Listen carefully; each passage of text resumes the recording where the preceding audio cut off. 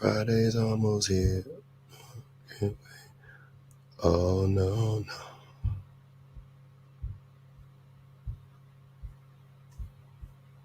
I'm feeling good. Can't hold me down, but they wish they could, cause I'm feeling good.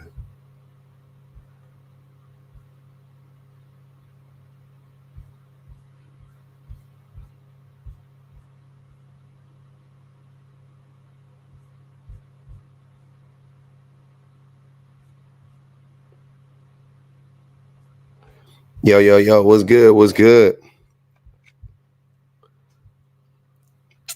What up, Mia? Miss Laree, what's good with it? I'm not understanding why women are being blamed for a lot of stuff, marriages, being single, etc. What up, Gerbil? They don't want to split with their imaginary NBA, NFL rapper money. Here y'all go. Early in the morning, huh? God damn, that's loud. What's good? Yo. Okay. That's better. Glad you could join. Just got off a long ass call with my cousin. Hey, y'all go watch that 1992 movie, man. Starring Tyrese, man. Produced by one and only Mr. Snoop Dogg. My cousin did a lot of music on that soundtrack. Y'all go fuck with it. Thanks, Neek. It's about time. The polish about to come off already. It's already peeling. No, 1992. 1992. It's a good flick. Check my messages. I don't check my messages. Tyrese always crying and gets me depressed. But he's okay in the movie. What's up, Stephanie? It's good in the movie. Yeah, y'all go peep that shit though. It's my cousin did a couple. He wrote a lot of music on there actually. I think he wrote like a third of that shit, if I'm not mistaken. And I was just talking to him about all that shit right now. Yeah. Welcome. We got here at the beginning. Shout out to everybody getting here early, man. I love y'all. Y'all on y'all Zooms early.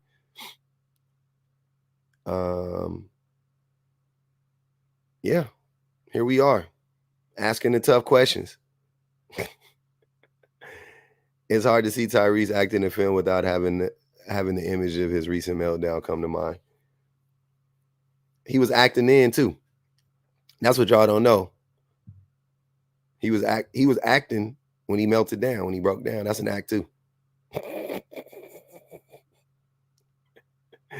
Allie, they don't get it. We prefer a good black man. Oh man. I'm glad we made it early before the madness. Yeah, I'm about to get on the treadmill and listen. That's right, honey. Get your steps in.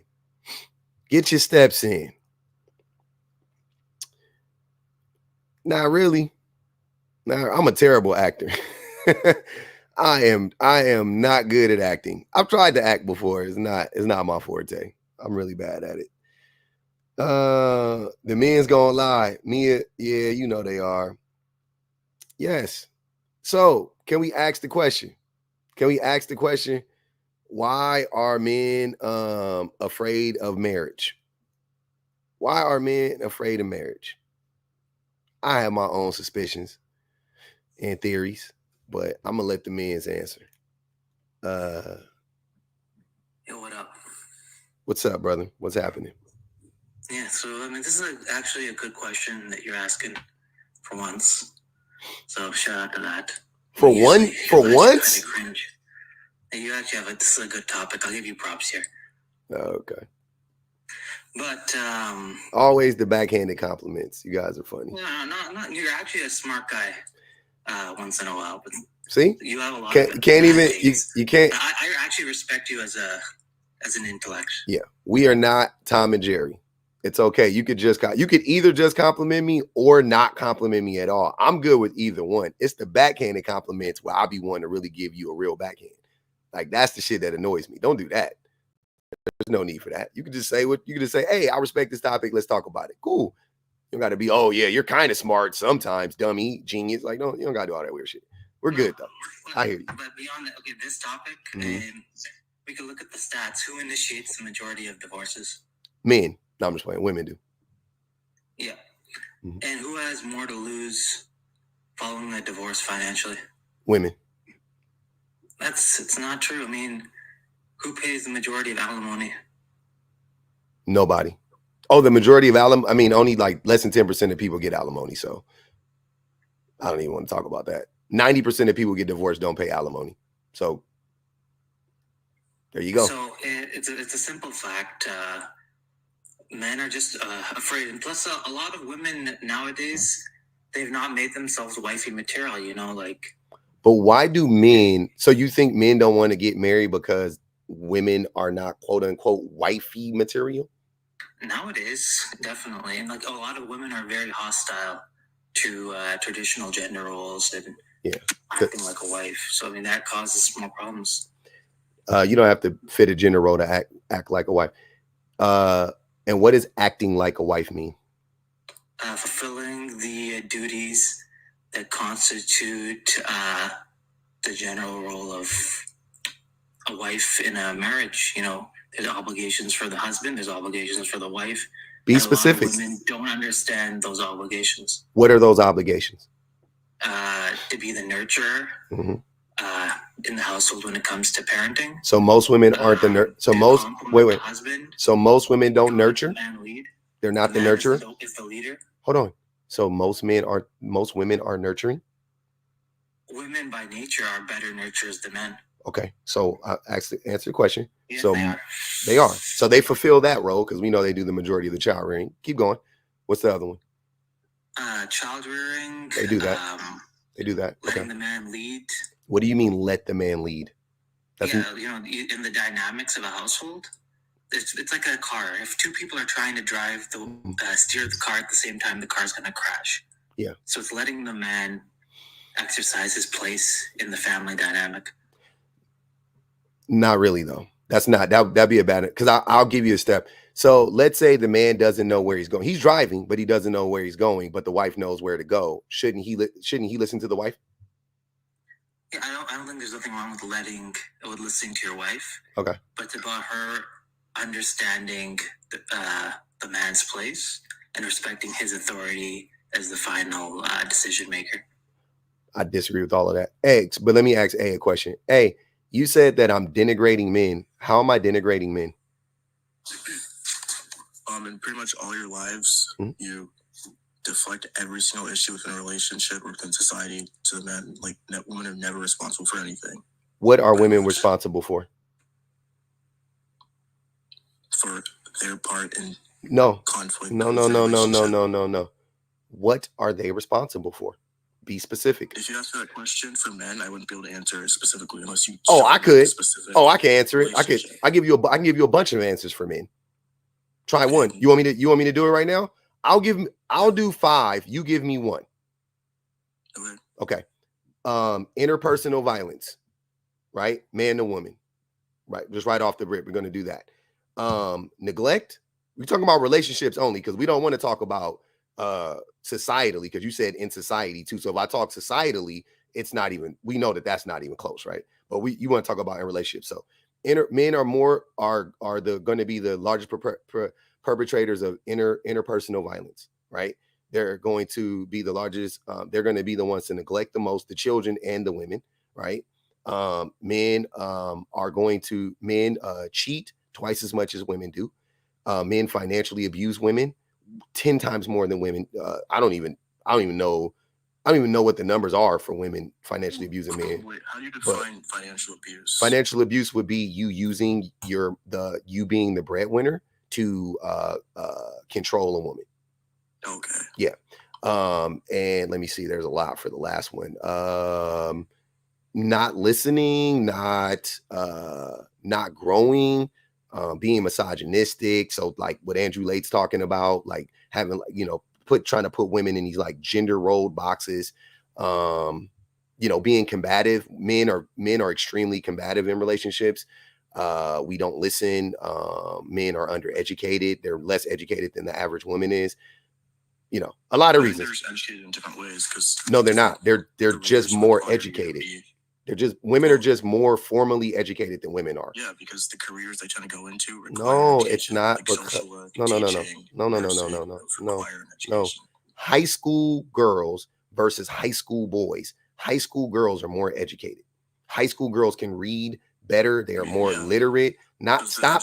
Hey, stop saying yeah and then deflecting, because it's not. You don't know. You already trying to deflect. I'm trying to keep you honest here, right? So don't do that. You don't know the answer to it. You're just making up stuff to argue. Now, you haven't read about it. Now, I've given you more than enough reasons, I think, that would show you what I'm talking about. Can you give me one? Okay, so you said men are more combative in a relationship. I said a lot of things. It's not subjective. Unless you're basing it solely off of interpersonal violence, which isn't the only form of combativeness. There's a women are also pretty combative in relationships as well. No, they're not. But can you? I've been in relationships where I've been hit and yelled at and screamed at. I just didn't report it. Okay. Can you give me one thing that women overwhelmingly do more than men? One thing in a relationship. Divorce men. That's not a thing. That's not a thing. That is the end result of abuse. Can you give me one reason? It's not even. That is the end. Hey, hold on, sir. Hold on. I said interpersonal violence. That can lead to divorce. So if a woman decides to divorce a man because he is violent against her, the divorce isn't the reason they got divorced. The divorce is interpersonal violence isn't even. That probably doesn't even make up a tenth of the reason. You do not know the numbers on that. People aren't beating their wives. I didn't say the majority of people are, but men overwhelmingly. Men are not beating their wives. Hey. Only if you live. Hold on. Hey, stop. You don't know what you're talking about. Hold on. So you don't know what you're talking about, right? I was giving you grace and space and the opportunity to, you know, take your ignorant comment you made, right? And I wanted to give you the opportunity to push back and give us a valid pushback. But here we are, no valid pushback in sight. Well, how likely is it that a man is going to report being physically assaulted by a woman? It's not likely. It's not. Women reporting physical violence is unlikely too. Extremely unlikely. It's far greater. It's greater because the threat of violence for women is much higher. So the thing about the whole, like, men don't report violence as much as women, there's a lot that goes into that, right? Definitely men are going to get, you know, ostracized for that, but so are women, right? But the thing that overrides that fear of being ostracized, Joya said, have him stand on business with one. I'm trying to when he comes back. But the reason why men don't report it also is because the threat of violence just isn't as high. It's just not. Like, that woman, for the most part, you're not really worried about, oh man, she gonna try to unalive me, or she gonna get. It's not that. That's not what you're worried about. But with the man, from a man to a woman, that woman, she don't want to go to the police. She know the police ain't gonna listen to her. She know she gonna get ostracized. But the fear of her being unalived by that man overrides the other fear of being ostracized. So yeah, more women end up going to the police to report the abuse. Those two reasons, men not having to necessarily, I won't say never. I don't use words like never and always, but just generally speaking, even if your girl hits you in the face and you don't hit her back, and good on you if you don't hit her back, right? But if your woman hits you in the face, you're not thinking, oh my God, she might unalive me. You're not thinking that. A lot of women are willing to throw hands at their partner because they don't fear the consequences. Say it again. A lot of women are very comfortable with throwing hands at their partners, and I've seen it multiple times because they don't fear consequences for the actions. So what? So you're saying that's a normal behavior? Apparently, you just said you see it all. You said you see it all the time, so that would make it normal, right? Yeah, because the guy knows the consequences of getting violent with their will far be more detrimental to him. But No, it's a simple fact that women are very comfortable. No. I'm not saying that most women do that. I was just saying that in the cases when women feel comfortable, like that's just not true. Men ain't afraid of going to jail either, because most men don't go to jail for beating on their wives. This shit was legal for fucking 100 years. Don't beat their wives, so. I didn't say they did, okay? Listen closely. This is what I'm saying. Y'all proving my point. Men don't listen. Men are combative for no reason. I never said all men beat their wife. I didn't say most men do. A lot of men do, first and foremost. Secondly, the majority of interpersonal violence is man to woman. I don't care how y'all try to misinterpret those numbers. That is not what those numbers say. The numbers don't say women are more violent than men in relationships. They're not. Men are more violent towards women, especially when the woman is pregnant. Men don't get pregnant. Last time I checked, males don't get pregnant. I'm sorry. Males don't get pregnant last time I checked, right? So men don't really ever have a place in the relationship where they're at their most vulnerable. Women do. And the violence goes up exponentially when women are pregnant, right? Also, the consequences of a man being violent with a woman are far greater. They're not. Because people will believe the woman. They don't. They don't. They don't believe the women. The police will side with the woman. They don't. All of that is a lie. All of that is a lie. All of that is a lie. You're lying. I've experienced it. The numbers don't say that. What you're saying is a lie, without a doubt. You know what? Speaking of it, I'm glad you mentioned that. There's a show right now on Netflix. I just got done watching episode 3 last night. It's called it's like My Ex, something about the ex. I forgot what it's called. Y'all remember what it's called? It's called some X, Crazy X, or Worst X Ever. This woman went to the police in the first 2 episodes. The men could have been stopped before they did the things that they did, because the women went and reported it to the police, and the police did nothing. They didn't believe them. They didn't trust them. In the second episode, this man set this woman up.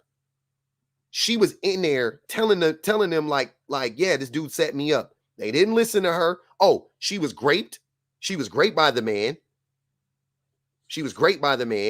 And that was moving along. And then I can't ruin it for you if you ever go watch it, but police don't listen to women when they go report the shit. Also, y'all do know that about 40% of police officers openly admit to being abusers themselves. So you think that they're going to take abuse seriously? The same people who openly admit to abusing their spouses are then going to turn around and punish people who abuse their spouses? Like, y'all don't make no fucking sense. Police don't listen to women. Period.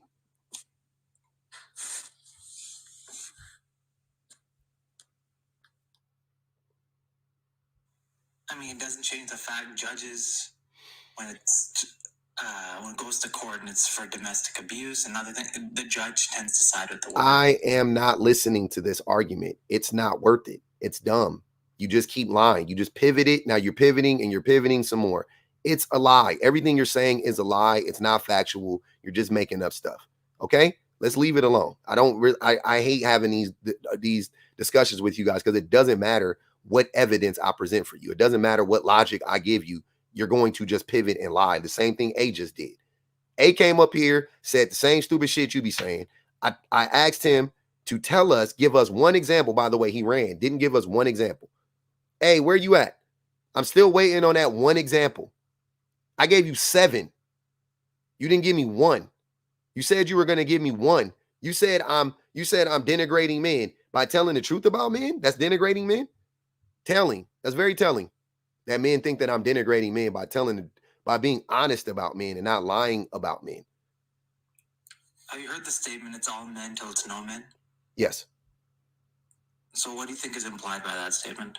That men are so terrible as a collective that women can't trust any man because how would they know?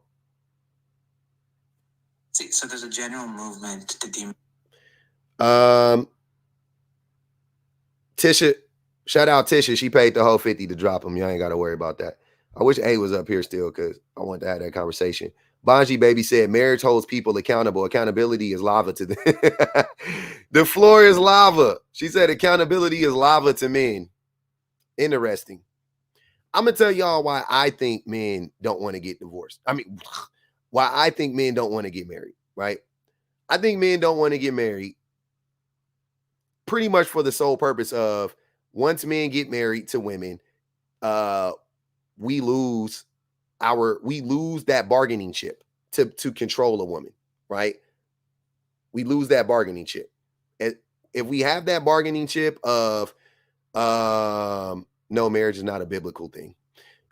If we lose that bargaining chip to hold over a woman's head, right? Oh, like even like Andrew Lake was saying, like, oh, you're not wifey material enough. You need to change your behavior. Or the things that like Little Big Sean was saying about Janae Aiko, like, oh, I just feel like we need to do a lot more before we get there. Whole time having kids with this woman. Like, that's the type of stuff that men do to manipulate women. So they use marriage, they dangle marriage in front of a woman like a carrot in front of a horse. That's what it is. That's why I think men, they're afraid of losing that power, right? They also may be afraid of losing half of their shit. But the thing about that is that I think even the dumbest of y'all know that it's not your shit, right? Like even the dumbest man knows that if you get into a relationship with a woman, and like I met my wife when I was 23, 24 years old, somewhere around there. I got my car repossessed at 25. So I had nothing. I had debt when I met her, right?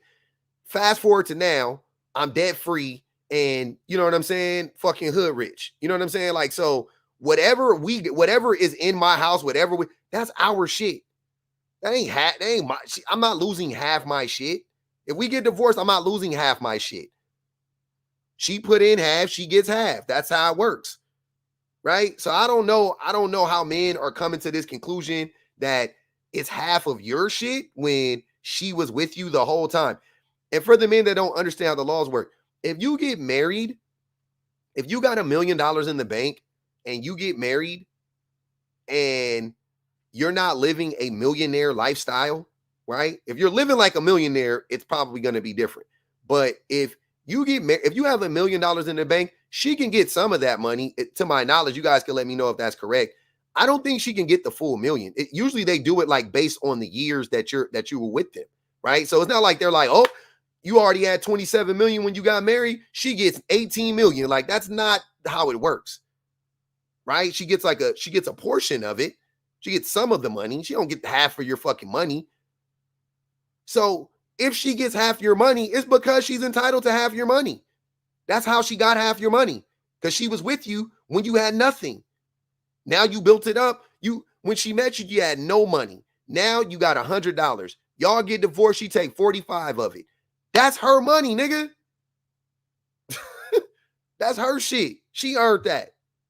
Putting up with you. Peasy-headed niggas. That's her shit. Like, I'm not understanding. I've said it once and I'll say it again. Don't let that big thick neck nigga Rick Ross ruin y'all. Don't let Drake weird ass ruin y'all. When they said she wasn't with me shooting in the gym, them niggas was stupid. You think Kobe listened to that and was like, yeah, he right. No, Kobe knows. When Kobe met Vanessa, yep, he had just gotten into the NBA. He wasn't Kobe Bryant yet. He wasn't worth $1 billion yet. He wasn't that nigga yet. She settled him.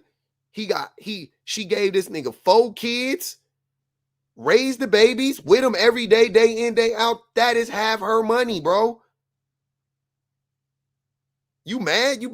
Why would that's the thing? And y'all don't got Kobe money, don't get me wrong. But even with Kobe money, I would never understand being mad. If I got $100 million, I'm not tripping off giving 50 million of it up.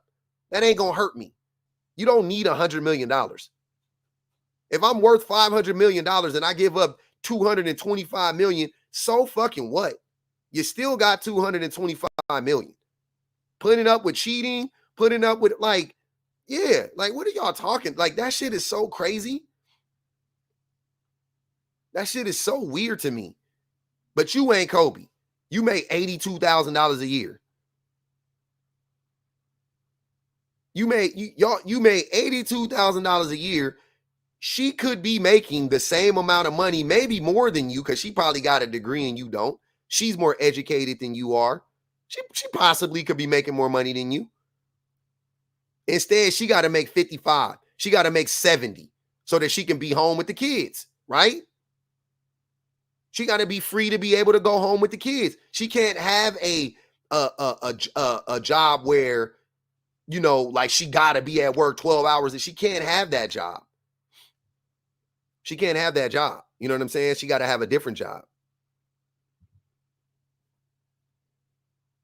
Right? That's the reality. So if she's making $10,000 less a year over year for 7, 8, 9, 10 years, plus interest, plus perks, plus all that other shit, and then she get half them, nigga, that's her money, bro. Y'all, she lost. She still came out losing. And she probably gonna have to take the kids on. Y'all wilding, bro. Dolly, you can come up and ask the question. I don't really respond to comments like that. I'm gonna mute you for the rest of the live though, if you want to come up.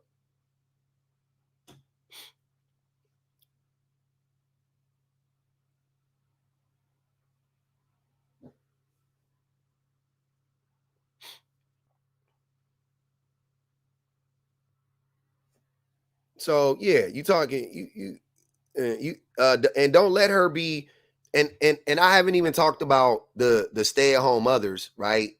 Because they deserve even more money, right? She stayed at home to take care of the family, sacrifice her career. She didn't get to stay at home. It's not a privilege necessarily. I wouldn't say it's a privilege for the most part. She didn't get to stay at home. She sacrificed. You didn't. She sacrificed to stay home. You didn't. You didn't sacrifice shit. If and when y'all get divorced, you got 7, 8 consecutive years of work history. She doesn't. Last place she worked at was McDonald's when she was in high school. Last place she worked at was the center at her college, the career center at her college, part-time. Now she ain't worked, and now she 30. She ain't worked in 7 years. And you mad because you now y'all are more established than you were back then, and she taking some of that money. Like y'all, it's crazy, bro. It's crazy. I would never ever fight over money with my wife. Ever. In a divorce, never. It would never happen. I promise you it would never happen. Whatever she says, whatever she told me she wanted, I would just be like, okay. I wouldn't fight with her over that shit. It's her money. I know, because I trust my wife, though. I don't know about other men, but like, even if we was getting divorced, I know my wife ain't trying to like fucking rob me blind. You know what I'm saying? Like, so whatever she says, like, I need that. Okay. That's fair. Like, I'm about to sit here and bicker with you about that. No, the dog is mine. I bought that TV. You're gonna have it. I'll get a new one. I want a 72-inch anyway. Like, you know what I'm saying? Like, you got it. No, don't worry about it. I'll leave out this motherfucker with a Louis duffel bag, and that's it. And leave her with everything. I'm straight. I'm like anime. I'm like Tina Turner. All I want is my last name. That's all I need. That's all I need moving forward. I'm straight. I'm good. I got it. I ain't tripping. She gonna have the kids, more than likely. So there you go. You got the kids. Yep. I don't want their life to change. You got it. Just leave me with my last name. That's all I want. As long as you leave me with my last name, I'm straight. I work too hard. She told Ike, hey, Anime told Ike she worked too hard. I work too hard for my name. Mm-hmm. Yeah, but y'all got to get out of that. This question for the men's, y'all. I want the men's to answer. I do. I want to hear the fellas.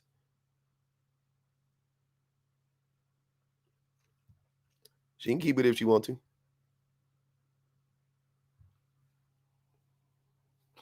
She can keep it if she want to. I ain't tripping.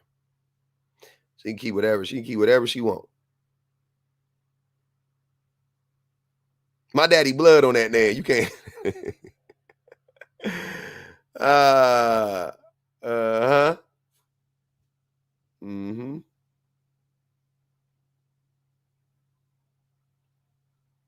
Mm-hmm. I think men don't want to marry because they are afraid that they will fail. Yep, that's the other part. The other big part is men know more than likely they're gonna fuck up the relationship.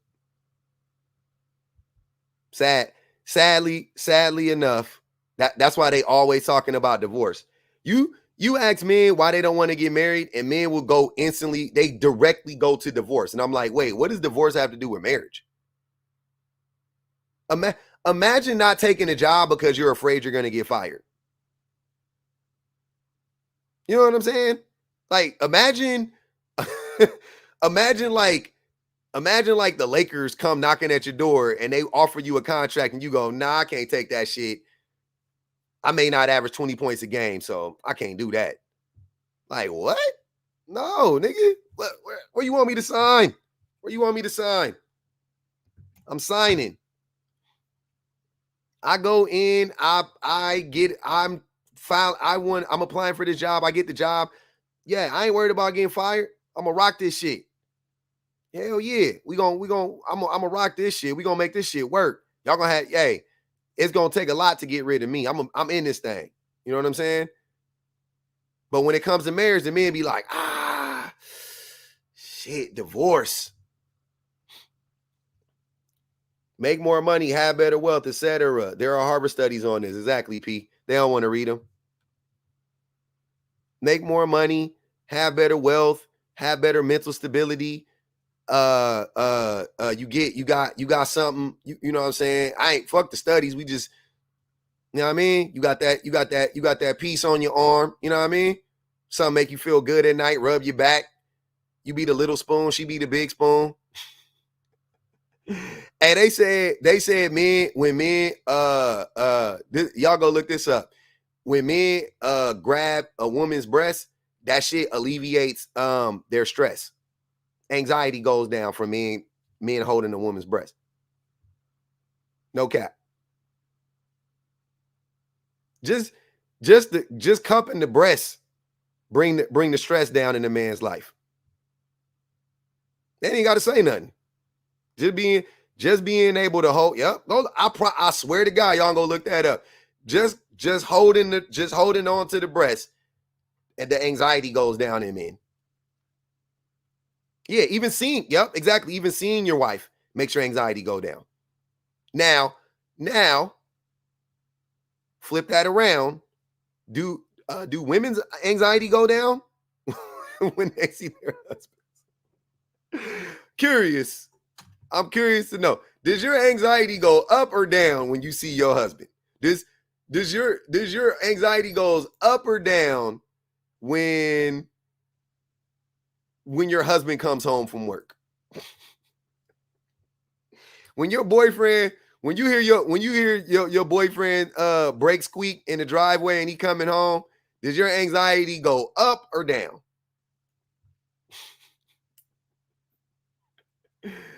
I think most women are going to say up. Some women are going to say down, and we love that for you. We love that for you. Nobody. We love that for you. We ain't rooting against you. The stocks is up though. The stocks is up. The stocks is up. That's all I'm saying. When you hear that little, then you hear the little parking brake, the little beep beep from the alarm, and they walk in the house. You know what? You know what I'm gonna say?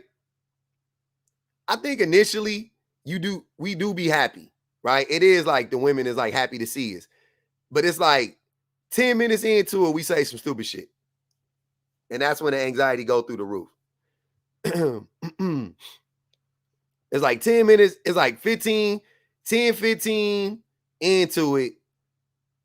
You know what I mean? Like she be like, hey, did you do the thing that I asked you to do 3 times? Oh, no, I still. Bill, I fucking told you 3 times. The goddamn payment. Logic said he don't want to be nobody's stress. Me either. But I know good and goddamn. See, I know I'm number 2. That's the thing. I know I'm number 2. I know I'm number 2. I know I'm number 2 stress level. I ain't number 1 though. But I definitely, you know what I'm saying? I keep shit spicy though. That's how I keep this shit spicy, man. You never know with your boy. You never know what I'm gonna forget. My ADHD. You never know what bill I forgot. You never know what bill I forgot to pay. You never know. No. Not like I be stirring up drama. I'm saying like, no, y'all tripping. I'm on some old man shit. I ain't on no fucking, I ain't these young whippersnappers out here. I ain't fucking cheating and, you know what I'm saying? Like, ain't nothing like that going on. It's more like, oh, you were supposed to do that and you didn't do that. Fuck. Damn, I forgot. My bad. Okay. Yeah. Or the kids get out at 2 and I'm there at 2:15 type shit. I'm definitely Bill. Yeah. God damn it, Bill. Pay the fucking car note.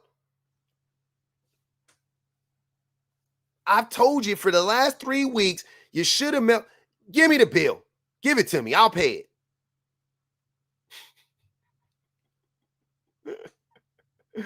That shit gotta be stressful. I was talking to, I saw this shit last night. This dude was saying he did this whole thing. He was, hold on, I'll play it for y'all. I'll be forgetting I got the videos. Listen to this idiot. I was like, what? Listen to this numb nut. Men are not okay. I'm sorry. The boys are not okay. This type of shit right here. I was like, nigga, how do you not understand this? Your whole beard is gray, my guy. Your whole beard is gray. You don't understand this? You still don't get this?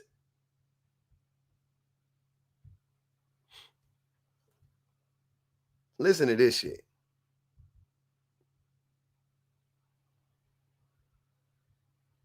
When I first got married, my wife told me one night, she said, Sean, I'm going to bed early. I left some food on the stove. Can you put it away before you go to bed? I said, sure. There are 4 pots on the stove. I go to the refrigerator, I make room, and I put each pot neatly into the refrigerator. I put the food away. She comes down the next day, goes to the refrigerator, sees that I put the 4 pots in the refrigerator, and says, why did you put the pots in the refrigerator? Because before you went to bed. I'm going to answer that question real quick. Why the fuck would you, why would you put 4 fucking pots in your, how big is your refrigerator, sir? 4 pots? I got a big ass refrigerator. I got one of the refrigerators that got like, you could like, it got the screen and shit, got the camera on the inside. It's the double one on the up top and then the slide. I got like Martha Stewart type refrigerator, my nigga, on some real shit. 4 pots in the fridge is diabolical. Why would you put 4 pots in the refrigerator? I can see 1. 4? You communicated, put the food away. I did what you said. When she told me to put the food away, what does she mean? Put the food in Tupperware, wrap the food up in saran wrap, put the food in aluminum foil, wash the dishes, be sure to empty the dishwasher. She said none of that. The point Why would she need to tell you that, Sean? That's what I'm saying. That's what I'm saying, bro. Why would they need to tell us that? That is frustrating. Hearing it gave me anxiety. Listening to that gave me anxiety. I'm not even his fucking wife. That shit stressed me out. 4 pots? Why? Why would you do that?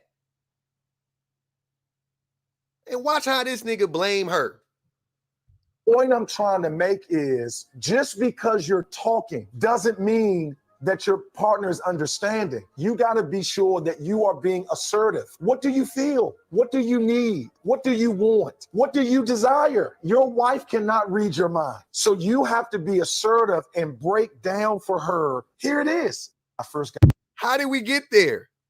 How did we get there? How did we get there? How did we go? Sean, how did we arrive to that? He said when he first got married, this man got a fully gray beard. I'm assuming he's been married for over a decade, bare minimum. You mean to tell me all these years later, you still missed the whole point? I hope that woman didn't fall for that shit. This nigga said you gotta itemize every guy. When this is what I asked, this is what I be asking the men's. When was the last time you had to ask your wife to do anything for you? I will wait. I will wait. I'm waiting on that response. When was the last time you had to ask your wife to do something for you? And I'm not talking about like give me a cup of water, you know what I'm saying? I ain't saying make me I'm not talking about like that. I'm saying when have you had to like break down like every fucking little thing for your wife to you know to do for you? And if you did, 4 key link, come up and explain it to us. I would love to hear it. Always. Always.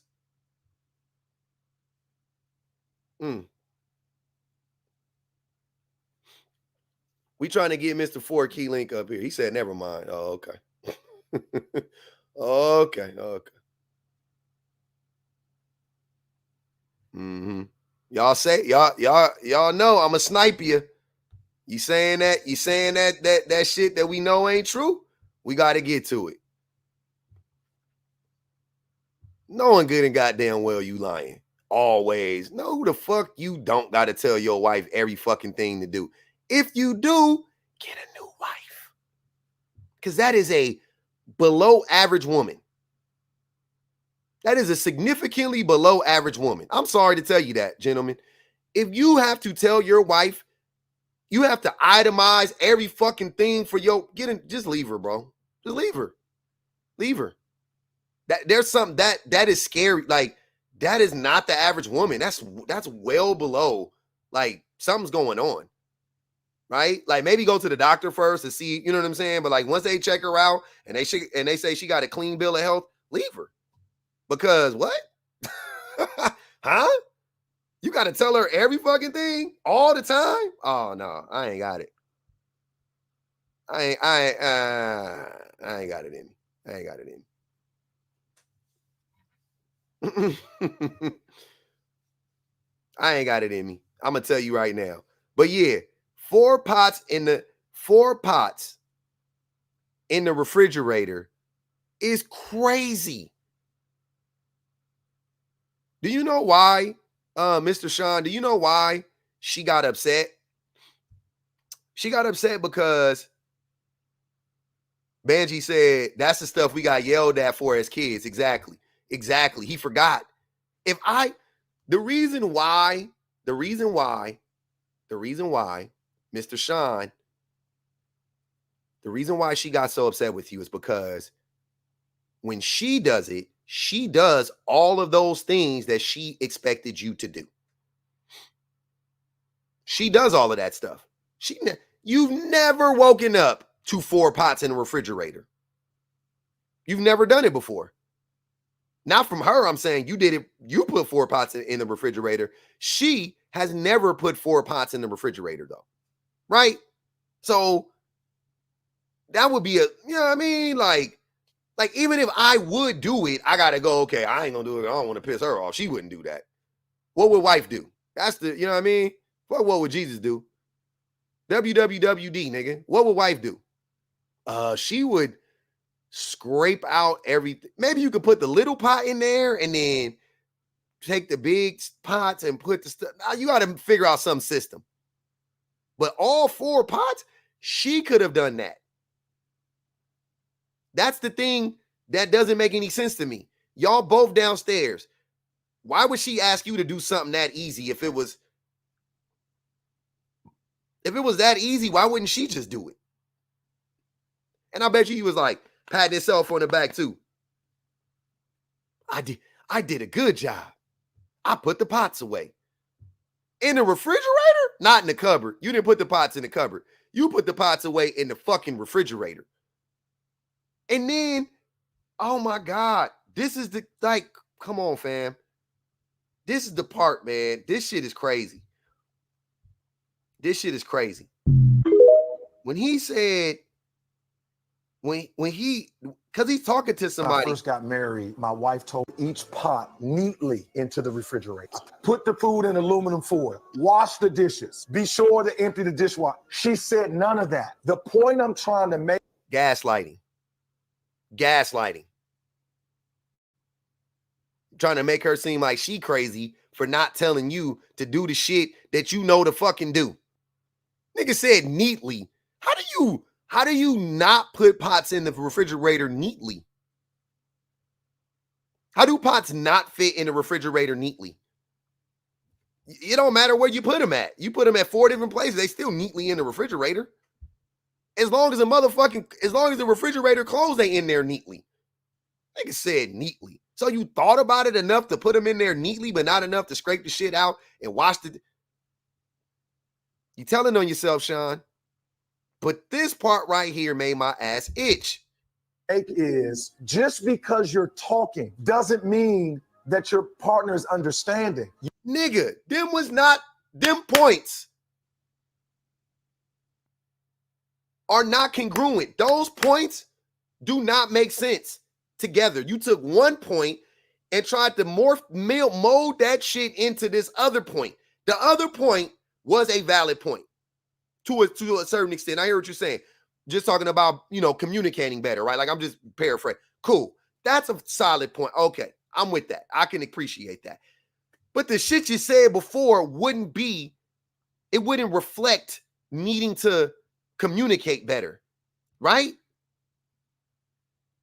You got to be sure that you are being assertive. What do you feel? What do you need? What do you want? What do you desire? No, I don't like that.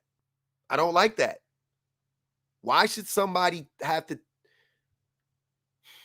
I'm getting exhausted thinking about how exhausting that would be. I'm getting exhausted thinking about how tired I would be if I had to tell my wife every fucking thing that I wanted and expected out of her. I wouldn't have any energy to even love her after that. I don't got nothing left. She's zapped all my energy out of me. I gotta fucking explain everything to you all day long. Like, what? I ain't got no more energy left. I'm done. I can't. I ain't got it, man. I ain't got it. I don't got it. That's a lot. Man, that's a lot, man. That's a lot. And if that woman leaves you because you couldn't figure out how to put the fucking pots away properly, y'all gonna be sitting there stuck on stupid, sliding down the pink wall crying. And that be the shit that be frustrating me. I've told y'all this 1,000 times. If my wife leave me, I will not play shocked. Right? Like I'm saying, when I say that, I'm not saying like I'm like, she should leave me today. I'm not saying that, but I'm saying like, I'm not going to be like, what did I do? Like, that's not going to be my response. That's not going to be my response. My response would be, damn, I fucked up. Damn, I fucked up. Damn, I let her down. Damn, I failed her. Damn, like, not fucking, what? So my nigga, you telling me you leaving me over pots? It is principles, Smokey. It's principalities. God damn, don't nobody want to do that shit for 30 years, man. Don't nobody want to do that shit, fam. Even your kids grow up at some point, baby. Even your fucking kids grow up at some point. Right? Even your babies ain't babies no more at some point. So you ain't got to even tell them what to do all the fucking time. Like, god damn. Talking about women initiate divorces 70% of the time. Did you not just hear that, man? Hold on, we're going to run it back again. Did you not just listen to this, man? Did you not hear what this nigga just said? 30 fucking years later, 20 years later, he still don't get it? Did y'all not hear what he said? If he's still married,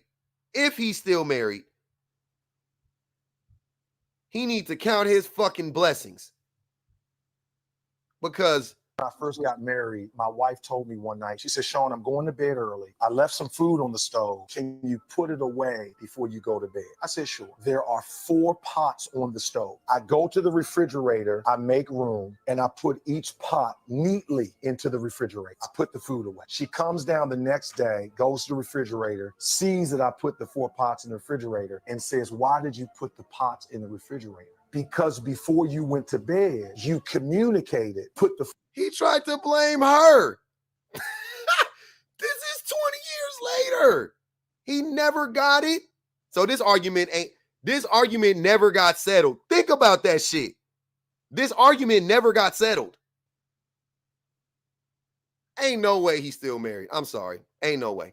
Food away. I did what you said. When she told me to put the food away, what does she mean? Put the food in Tupperware, wrap the food up in saran wrap, put the food in aluminum foil, wash the dishes, be sure to empty the dishwasher. She said none of that. The point I'm trying to make is just because you're talking doesn't mean that your partner is understanding. You got to be sure that you are being assertive. What do you feel? What do you need? What do you want? This victim blaming, by the way. This is what this is just another form of victim blaming. You need to be assertive. What? Nigga, what? Huh? Being assertive was put the food away. Because quiet is kept. Why would she have to ask you to put the food away? Let me ask you this. Sean, can anybody answer this? What do you think would have happened had she not asked him to put the food away? Does the food not get put away? Does the food not get, he would have left it exactly, Dab. He would have left the fucking food out. That woman should have dropped you on your head. That woman should have, hey, if women are more abusive, I get it. She should have knocked your head between the washer and dryer for that shit. She should still do it. For telling the story 20 years later in this way, she should still knock your head between the washer and dryer. Still. Because what? Why? What compelled you to tell that story that way? That's what you got from that exchange? You mean to tell me that was your takeaway from that conversation? Was you need to tell me. I'm sorry. Because I'm just imagining a woman that actually fell for that shit, and now she's like every day explaining to this nigga like everything she wants this nigga to do. Oh, Sean, I want you to do the dishes. Okay. Now, by doing the dishes, I mean I want you to collect all the dishes in the house. The ones under the ones on the counter, the ones on the table, the ones in the kids' rooms, in the garage. I want you to collect all the dishes in the house. Then I want you to gather them and put them all into the sink. and I want you to run the water, and the water must be as hot as you can actually stand. And then I want you to put soap in there, Dawn preferably. And then after you scrub, you let these pots soak. Let the pots soak. These are DuPont pot, non-stick pots. You don't use aluminum on these. When you scrape them, you only use sponges, normal sponges. You don't use metal on that because you don't want to. Now, Sean, after you're done, I then want you to take all the dishes and put them in to the dishwasher, because I want them to be steamed clean, really as clean as they can get. You don't have to get every dish perfectly clean before you put them in the dishwasher, but I need them to be clean enough to where the dishwasher can do the rest of the work. And then after you run the dishwasher, and after all the dishes dry, I want you to take every single dish out and put them in their proper place. Now, the cups go here, the plates go there, the pots go down there. Like, nigga, that's what you expected? Or if she do that, you gonna say, oh, you condescending.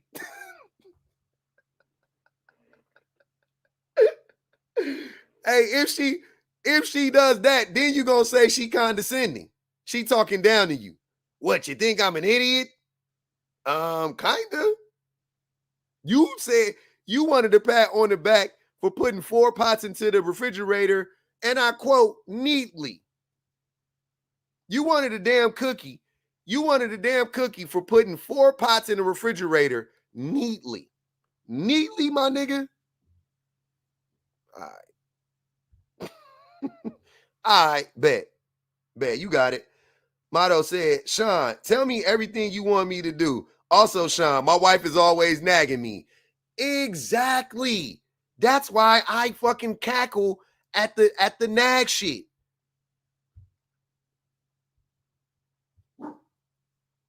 I cackle at the nag shit. Like, what?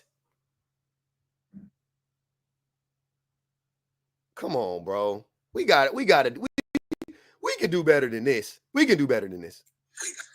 I believe we can do better than this. I know we can. I know we can as a collective. We can do better than this. This is crazy. This ain't even hard. This is easy.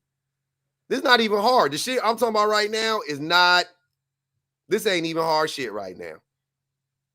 We can do better than this. This is crazy work. What up, Dad? Grizzle, my nizzle. Grizzle. Hey, man. And I see why the bear keep getting chose every fucking day. I'm sitting there like, ain't no fucking way. You know what? I ain't gonna even hold y'all because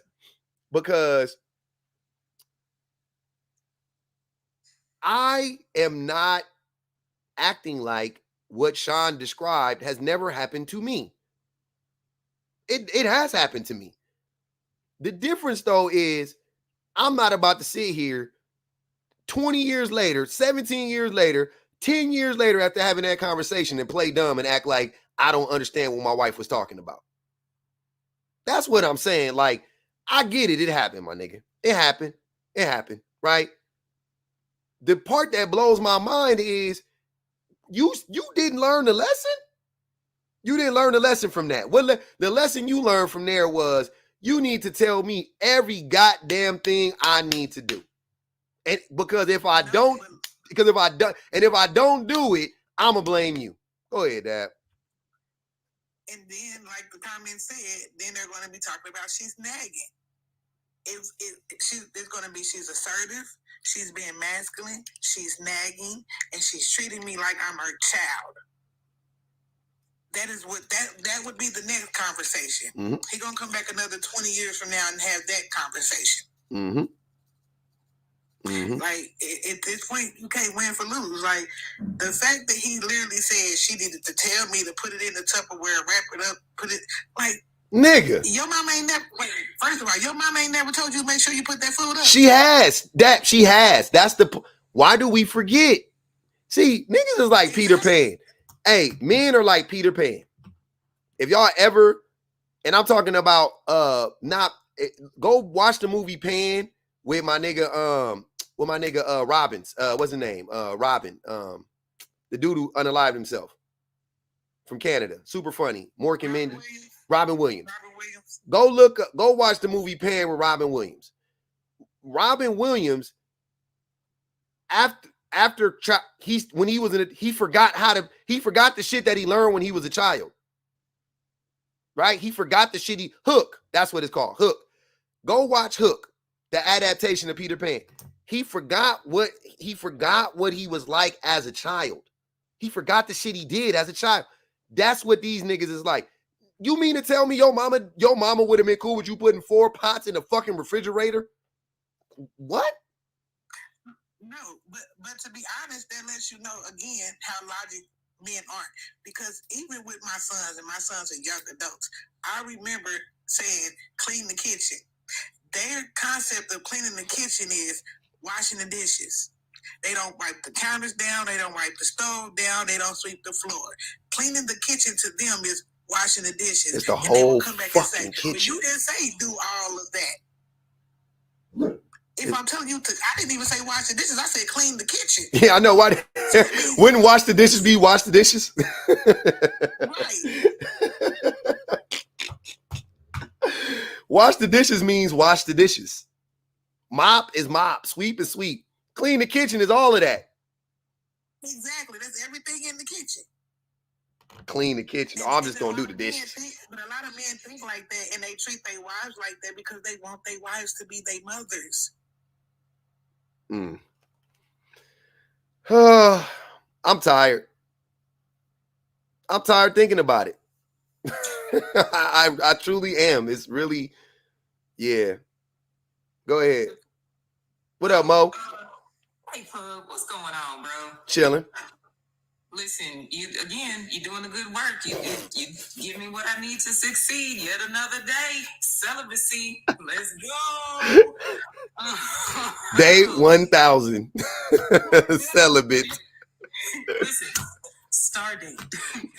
Date 7,417. Captain's log. Right? These motherfuckers still don't look good. Anyway, two things. So the first thing, and I by no means in pointing this out and saying that this is true for that dude in that video or the majority. Okay, but as soon as I heard that, this immediately popped up, this memory. Way back in the land when Mo was still thinking there was a chance to find the fellow. And I was dating, met this dude, Derek was his name. Derek was 42. We were on the phone having a little introductory conversation to figure out if we were going to, go out, whatever, what have you. And he was in the grocery store. And as we were talking, he was getting more and more frustrated. And I was like, okay, hang on, let's pause the conversation. Like, what's going on? Can I help? And he was like, yeah, no, I just got to figure this thing out. And I'm like, it's the grocery store, my boy. Like, what you figuring out? Then he goes to explain that he's never grocery shopped in his life. How old was he? 42. That's what I started out with. 42. He never grocery shopped at 42? He never grocery shopped. He never cooked. He never washed his own clothes. Let me explain. Okay? Derek's mama took care of Derek his whole life. When Derek went to college, Derek moved into an apartment with a woman cousin, and that woman cousin took care of Derek through all his college days doing all that. And Derek got married in college, coming right out of college, playing football, and Derek's wife did everything Derek's mama and Derek's cousin did for Derek. And I guess Derek's wife finally snapped and said, you know what, Derek, I'm tired of you and all of this, and left him and gave him their child. Nice. I love her. Wherever she is, I love her for this. So Derek was struggling to figure out life, and then I'm like, bro, why is you dating? Like, you gotta figure out. That's why he was dating, Mo. Bingo! That's why he was dating. You thinking like a woman. You thinking rationally. You like, why would you be dating? Nigga, get your shit together. He's thinking, I need a woman to help me get my shit together. Exactly. I wanted you to go ahead and call it out. I knew it. And that's why I was like, look, I didn't even politely in the car. Well, I did. I said something like, look, you know what? I gotta go vacuum my yard. Let me call you back. And I proceeded to block him. That's an auto block. There's no way, absolutely no way. Like Aretha Franklin, ain't no way. And then the second thing was my own partner. At one point, I'm sick, and this is why women like leave y'all alone in droves. I'm sick, and I'm just struggling to take care of myself. I'm basically like, you know what, just leave me alone. Take care of yourself. I'll figure it out. He's like, no, I want to take care of you, baby. You sick. I'm your man. I want to take care of you. Yeah. I'm like, I want to take a bath so I can, I'm gonna run your bath. I got you, baby. I'm gonna run your bed. It's in my own goddamn bathtub, but whatever. He runs the bath, comes in, baby, I got your bath ready. Go ahead and relax yourself. That. He think he did something. I go in there. Do you know? The water cold. Oh. No, he didn't wash the tub out before he ran the bath water. I'm looking at the ring of dirt from the last time he washed his ass in the tub. I'm going to tell you what that is, Mo Better. Again, raising boys. They feel like if they took a shower, then the tub is clean because nobody actually sat in the tub. I'm telling you, raising boys. Mo Better, you know what I'm talking about. Yeah, we just a little bit nastier than normal. That's gross as fuck. Let me read this super chat. Erica said they want their wives to be their mothers, yet they don't want to be treated like a child. Yet they want their wives to be sexually attracted to. Yeah, the shit all over the place. I ain't gonna hold you. The shit all over the place. What's Gucci Lux? He came up here to tell y'all that y'all wildin', especially that dude with the pots. The fact that you went into that woman's house and you took her good pots and put them in that refrigerator and made it seem like she was the issue. That's like she was the problem. You didn't tell me. What did you want me to do with the pots and the food? I was like, bro. I know that y'all are not the logical ones, or not you specifically. No, I know you. You can say y'all. I'm with. Hey, no. Y'all know I don't give a fuck. I don't be ducking the strays. I be taking them. Throw me in that shit too, because I definitely done did a lot of stupid shit. I could tell y'all what I did last week. It wasn't as bad as what this nigga did, but it was in the vicinity. It was in the vicinity. It was in the same zip code. It was definitely in the same zip code. Like we would have bumped into each other at the store for sure. For sure. Do you remember that episode? Do you remember? I said episode. Do you remember Publix Live where that dude came up here? You remember that? And he's talking about his wife wasn't acting the same because she didn't clean the dishes. Yeah. After he cooked. Yeah. And she left the bowl on the counter. Yeah. That's the same thing. Same shit. Yeah. That was a sad day. That was Rocky. You know what? The one detail that I know doesn't exist because he didn't say that he got physically harmed or anything as a result. None of them pots were cast iron. If he had put a cast iron pot in that refrigerator, she would have what? She'd have went upside his head with that motherfucker. Bing! Nah, but to that exact point, Mo, which is the point I was gonna make. This how it let me know that y'all really don't be as logical as a lot of y'all think y'all are. Because you finna tell me that you finna put this lady good pots in the fridge, and these are the same pots you expect her to cook you good dinner out of every single day, but you finna ruin the pots because you too lazy to put this. Like, y'all not the logical ones. Because why would you go and use the same thing that you finna you want food and you want cooking and you want good stuff to cook your food, and especially if you live in a house, you don't want to be cooking stuff out of aluminum pans, and you stick in good pots in the fridge overnight and think she's the illogical one. That's nasty. I'm gonna tell you. So they want to know what I did. What I did was get the likes up to 100,000. I'll tell you. Go ahead. The prototype. What's up with him, man? Chilling. Yeah, bro, wilding for that. Now we got our ass whooped for some shit like that around about 9-10 years old. I like down south, I can say one thing, when it comes to food or some shit like that, we gonna know. But you know what I'm saying? If it's some shit like some relationship, y'all okay, I get it. But to answer the problem, me and why are you afraid of marriage? I don't think it's the fear of marriage. It just, I ain't even gonna lie, it just not even the commitment. It's just being tied down by paper, you know what I'm saying, to make it make sense. What does that mean? Like you got to go through so many extra steps if you want to like depart from a person. Why? It's just the thought of it. Why are you know what I'm saying? Why are you thinking about leaving the person? I mean, you got to think. You just can't think everything gonna be lovey-dovey all the time. You know what I'm saying? I didn't say lovey-dovey. I didn't say lovey-dovey. I just said, why do you have to? Why is your mind instantly going to divorce? I'm talking about marriage. Because there's so many extra steps that's unnecessary. You shouldn't have to do that anyway.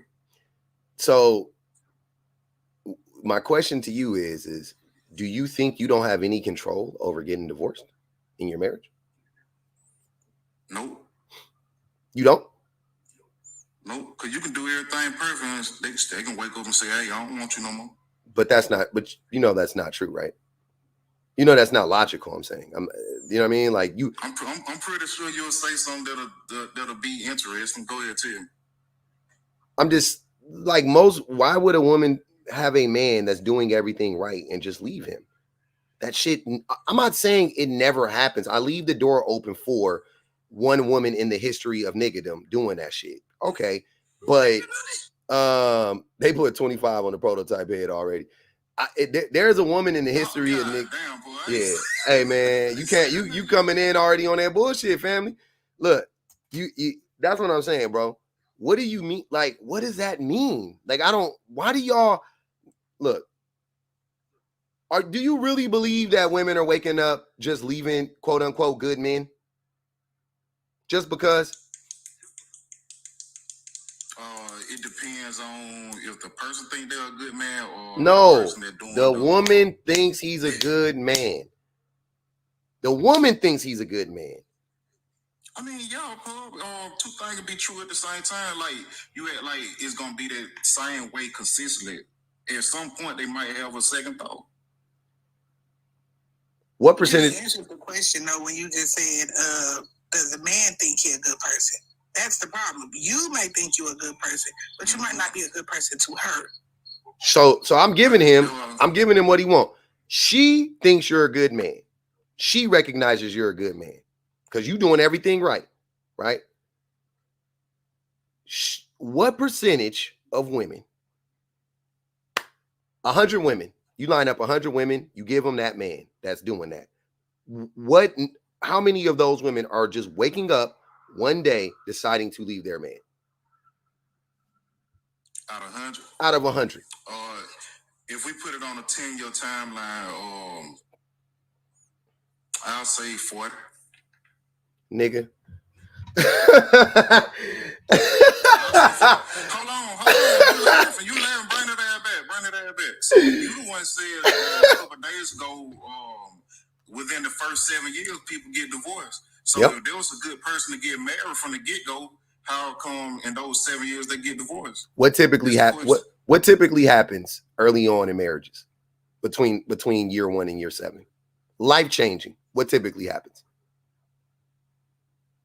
I'm not aware of. Inform me, please. They have kids. Okay. Right? Children exacerbate any issues you have.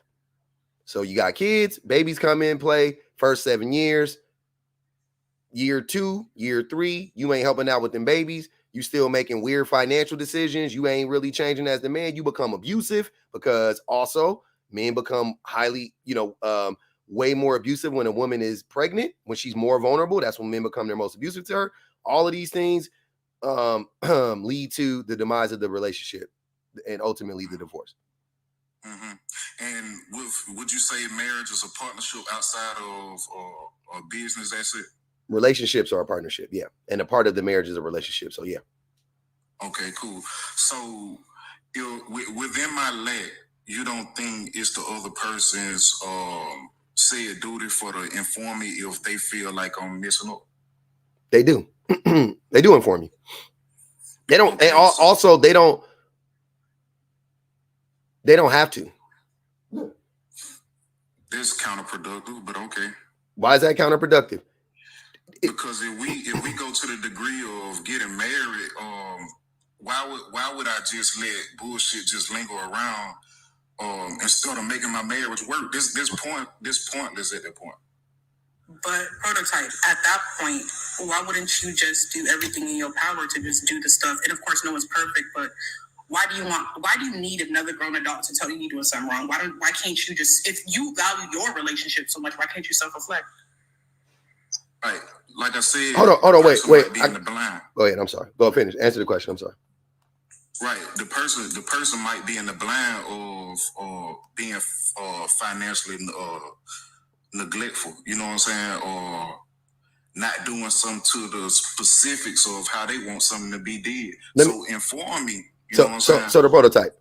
Let's say you were going to get hired at a job, and they said these are the tasks of the job, right? You know what it entails, right? Typically. And even easier, because when it comes to people, you know how you want to be treated, right? So it's even easier when you come to two people. But in a job, they do need to tell you like what the job entails. And they give you that information. They tell you what the job entails. Cool. So you get the paper, you go, all right, cool, this is my job. You've been doing the job for 3-4 years, and you start fucking up on the job, right? Or maybe you were always fucking up and they was just letting it go because it was a learning curve, and they was like, all right, we'll give them some time, but they wasn't saying nothing to you. They just figured you would figure it out, right? And you didn't figure it out. 2, 3, 4 years into it, you keep doing the same mistake over and over again, and they just fire you because they're like, you said that you can do these tasks when we hired you, right? Come to find out, you can't, right? If they fire you, are you going to say, well, why didn't you tell me? Or are you going to be like, I understand because I did say I could do X, Y, and Z? Paul, I get the analogy, but you get grace in a relationship. Why? That's what we here for. Why? Why? Because that's what we here for. Like, give me the reason of not helping your person understand something if they're in the blind.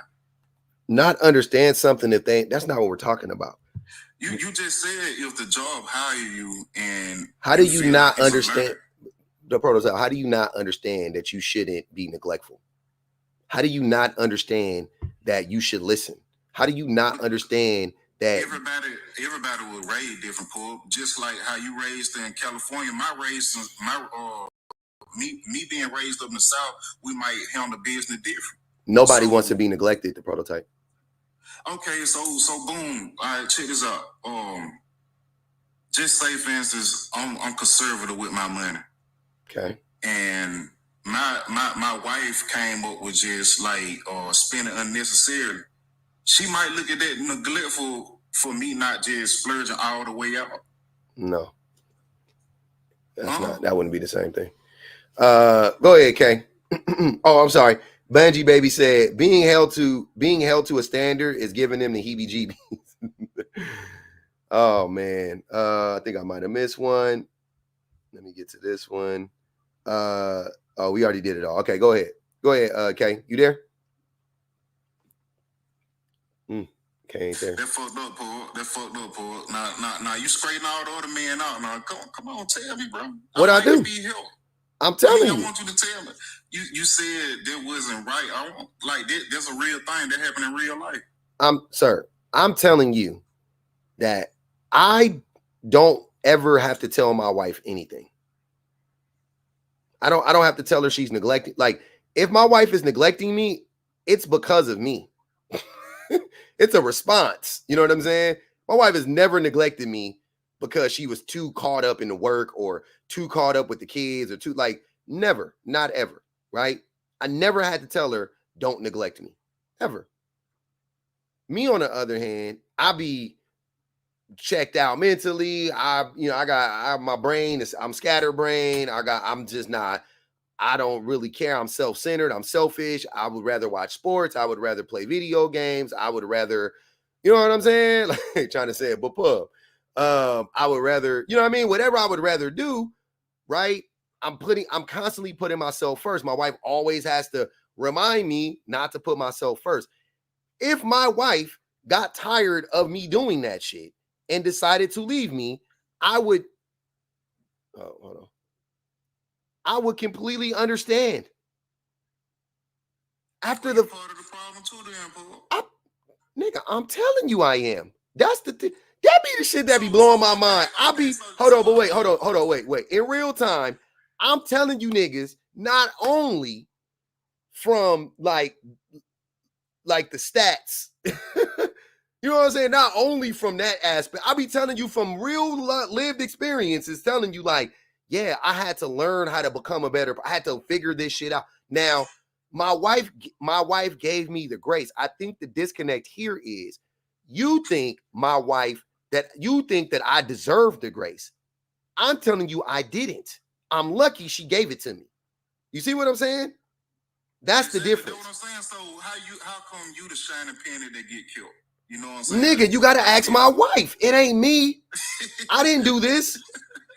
You gotta ask my wife. You're not listening, brother. You gotta ask her. You gotta ask her. What made you stay?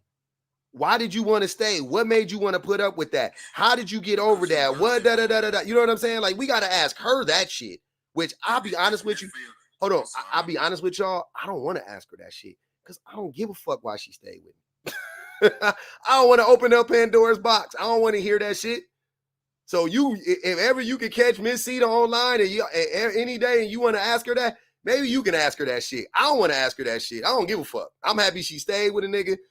I'm happy she helped me. You know what I'm saying? Like I ain't trying to mess up a good thing. You know what I'm saying? That ain't, that's between y'all. You want to have that conversation. You can ask her that you can have that conversation with her if you want to without me there. I don't even want to hear the answer, to be honest with you. But I know I fully understand she did not need to do that, and I didn't deserve it. Right? I think that's the disconnect. It's not that I'm like, oh, my wife should have left me, and I'm not even like look. If I was my wife's friend and she told me the shit she was dealing with for me, I would tell her to leave me. Right? I would have to. In all honesty, I would have to. Friend to friend, I would have to. I would have to be like, I know you love him. I know you da-da-da-da-da, but it just seems like he's not learning. He's not growing fast enough. Like I would have to just to protect my friend, I'm saying. You know what I mean? Like I would have to, as a friend, I would have to give her that advice. I would. So knowing that, how am I gonna now be like on some like, no, she should have stayed. She should have been Barbara the Builder. No, nigga, like they don't deserve that. That's crazy. I think the thing that saves me a lot of time in these situations and having these conversations is I would be completely mortified to have these conversations. Right? I would be embarrassed to admit this stuff. But I've changed so much and I'm still working, I'm still growing, and I ain't perfect, I still whatever, but I'm growing so much and I'm trying to, you know what I mean? Like I'm putting in a lot of effort. It's like I don't gotta feel ashamed, right? Because I can't, like, that to me is like, now I don't have to feel like ain't nobody perfect and just chalking it up to that stupid ass shit. But so many men like to lean on not everybody is perfect and then act like they just supposed to accept you where you at. It's wild to me. I'm like, damn, you're not doing nothing. So what do you want? What do you expect her to do? You're not giving her anything. You know what I'm saying? You're not giving her anything to, nothing. You're not giving her like a nothing to look towards and be like, he's becoming a better person. He's growing. He's listening. Look at his behavior. No, you're not doing. You're just going. I mean, people is people, and I let you down, but that's just my blind spot. Whatever the fuck. I would be embarrassed to have this conversation if I was still stuck in that mode. Seriously, I really would. There's no way I would be this open with this shit, right? But even with that being said, I will not lie to y'all. If my wife had a fucking flashback of some shit I did 3 years ago and was like, nah, I'm out, I ain't gonna hold it against that lady. I'm not gonna be like, well, I'm better now. Like, it's okay, man. It is okay to leave a motherfucker if they not happy. If that person not, that's all I'm saying. It is okay. I agree with that, but Paul, all I'm saying is one thing, like you said. Hold on. Hazel said, what did you do? I put 4 fucking pots in the refrigerator. She told me to clean the kitchen. I just washed the dishes. I didn't sweep in my, like, I did the shit that niggas do. I did the same stupid shit that niggas do all the time. She told me to pick up my baby at 2 o'clock. I was there at 2:30. Damn. She said, don't forget. She said, don't forget to turn in that paper for the wooty woo woo woo. And I forgot to do the wooty woo woo woo. And she told me to do it right then. I was like, yeah, stop nagging me. I'm going to do it when I get to it. And then the shit ended up being late. And I had to pay double the fine or whatever. I did all of that. I did all of that shit. Being combative for the sake of being combative. You know what I'm saying? Arguing for the sake of arguing. We been there, done that, baby. We've been there, done that. We on to different things. We're on to better things now, right? Can we get beyond that? I'm trying to save y'all because a lot of y'all women gonna leave y'all. A lot of y'all not gonna never get a woman. And or if you get a woman, she gonna leave y'all because most women ain't gonna stick around. Same way most men ain't gonna change, right? Kind of go hand in hand. You know what I'm saying? But most women ain't gonna stick around because most of you niggas ain't gonna change. Shit, you want her to give you grace and then you don't change. Why give you grace?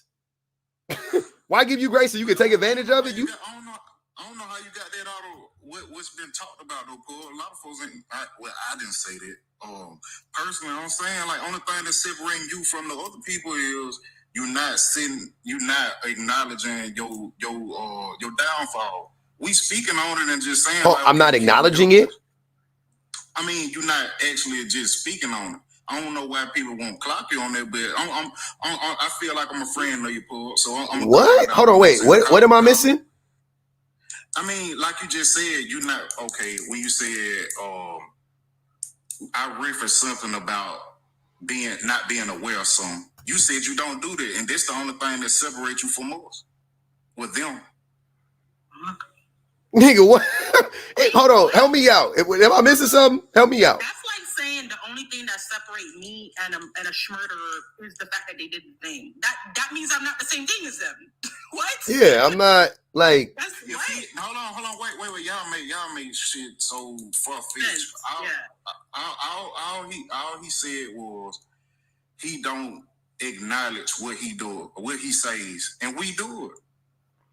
Says he does it, or y'all don't acknowledge what y'all do? Because you saying something what you're intending. Yeah, I think you saying I was saying y'all. Most men don't acknowledge what they actually do. They don't take accountability, and that is like step number one. But here we are. Most men are talking about give me grace and ain't nobody perfect, or that ain't even that bad, or whatever the fuck men say. That's what most men are doing, right? So if I say give me grace for what I did, and your wife automatically give you grace without you even saying it, what's the difference? My wife didn't That's his wife's choice. He making first and foremost, like that lady. You got to ask that lady. I already told you. You got to catch Miss Cedar on her own time, brother. Her office hours is between what? When is her office hours? Her office hours is, you got to holler at her, fam. Why you asking me? I get you, but you pushing down on us like we just so terrible for doing it, but you doing the same. No, you don't. Here's the difference, prototype. And let me help you with this. Please help me. You have a person who is actively saying, this is what I've done to mess up. These are the areas that I've been flawed. I do have a partner that's willing to work with me as I do the work. You niggas want grace without actually changing. That's the difference between y'all and her. Okay, so yeah, that's the disconnect. Mm-hmm. I ain't saying that. I'm not saying I'm not changing. I'm just saying that when I'm in the blind, nigga, you ain't changing. Hold on. Let's keep it a bean though, prototype. You ain't changing though, family. You think you changing? Can I tell you why we view that? Like, not even picking on you. Can I tell you why it is that we have that opinion of you when you say the things that you say? Oh, I don't allow y'all to pick on me. Y'all can say what y'all say. We not picking on you, bro. That was a joke. I didn't actually be picking on, but I guess, you know.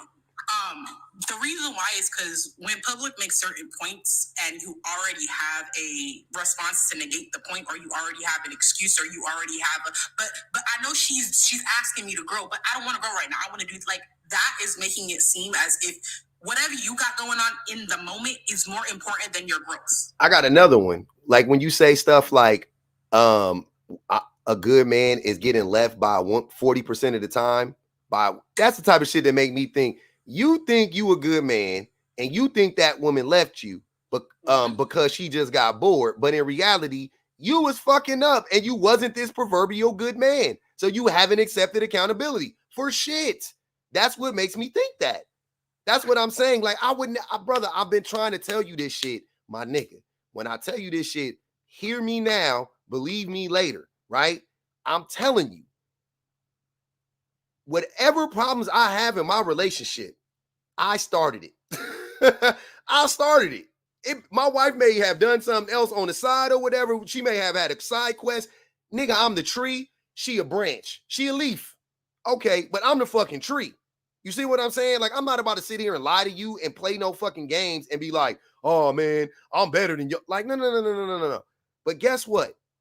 Y'all don't understand how much freedom it is in accountability. Y'all think accountability enslaves you. Accountability frees you. It frees you up to be a better person, right? So now you free to be the person you really need to be. You can grow into the person you really need to grow into. Instead, y'all niggas don't like accountability. So you never grow. So you stuck. You not free. But here's the thing from a woman's perspective. From me, you'll get the grace and space to grow. But the moment I see you getting too comfortable and you still got shit to work on, baby, I'm finna clock that shit. Now you got it. Now I got to start off. Now I got to start the clock all over again. Because I thought we was moving forward. And here you go, doing that little sneaky shit, doing that little weird problematic shit I asked you not to do 10,000 times. Like, Nick, that shit is exhausting, bro.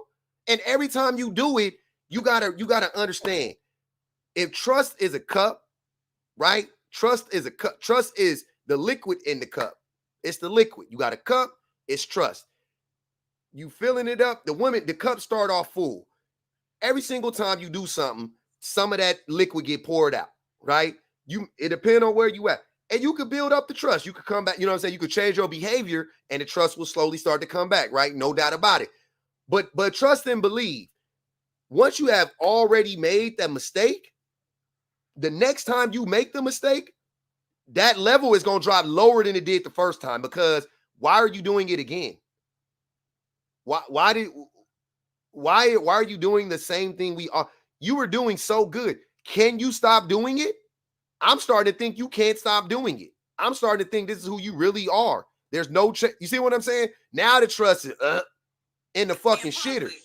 In public, if she say the next time you do that, there's gonna be no conversation, I'm out, and you fucking do it again and she leave, you can't be like, oh damn, she didn't even give me a chance. What did I do? She left me. That's what you niggas do every fucking day. She left a good man.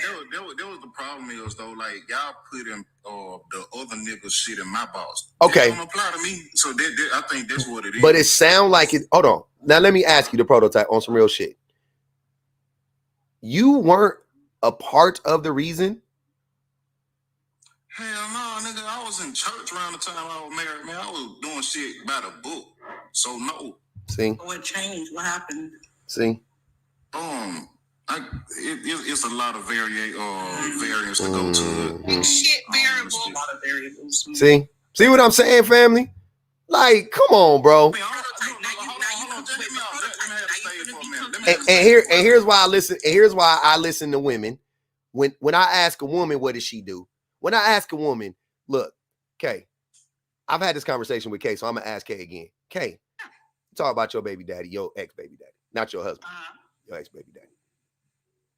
I've heard you take accountability, and I had to tell you, like, you didn't, what the fuck, that you didn't even do. You know what I'm saying? Like, I've heard you say, like, nah, and I shouldn't. I did this. I shouldn't have done. I've heard Kay say that about a nigga that lied to her the whole step of the way. I heard Kay be like, but I did do da da da da. And I was like, what? Like, no.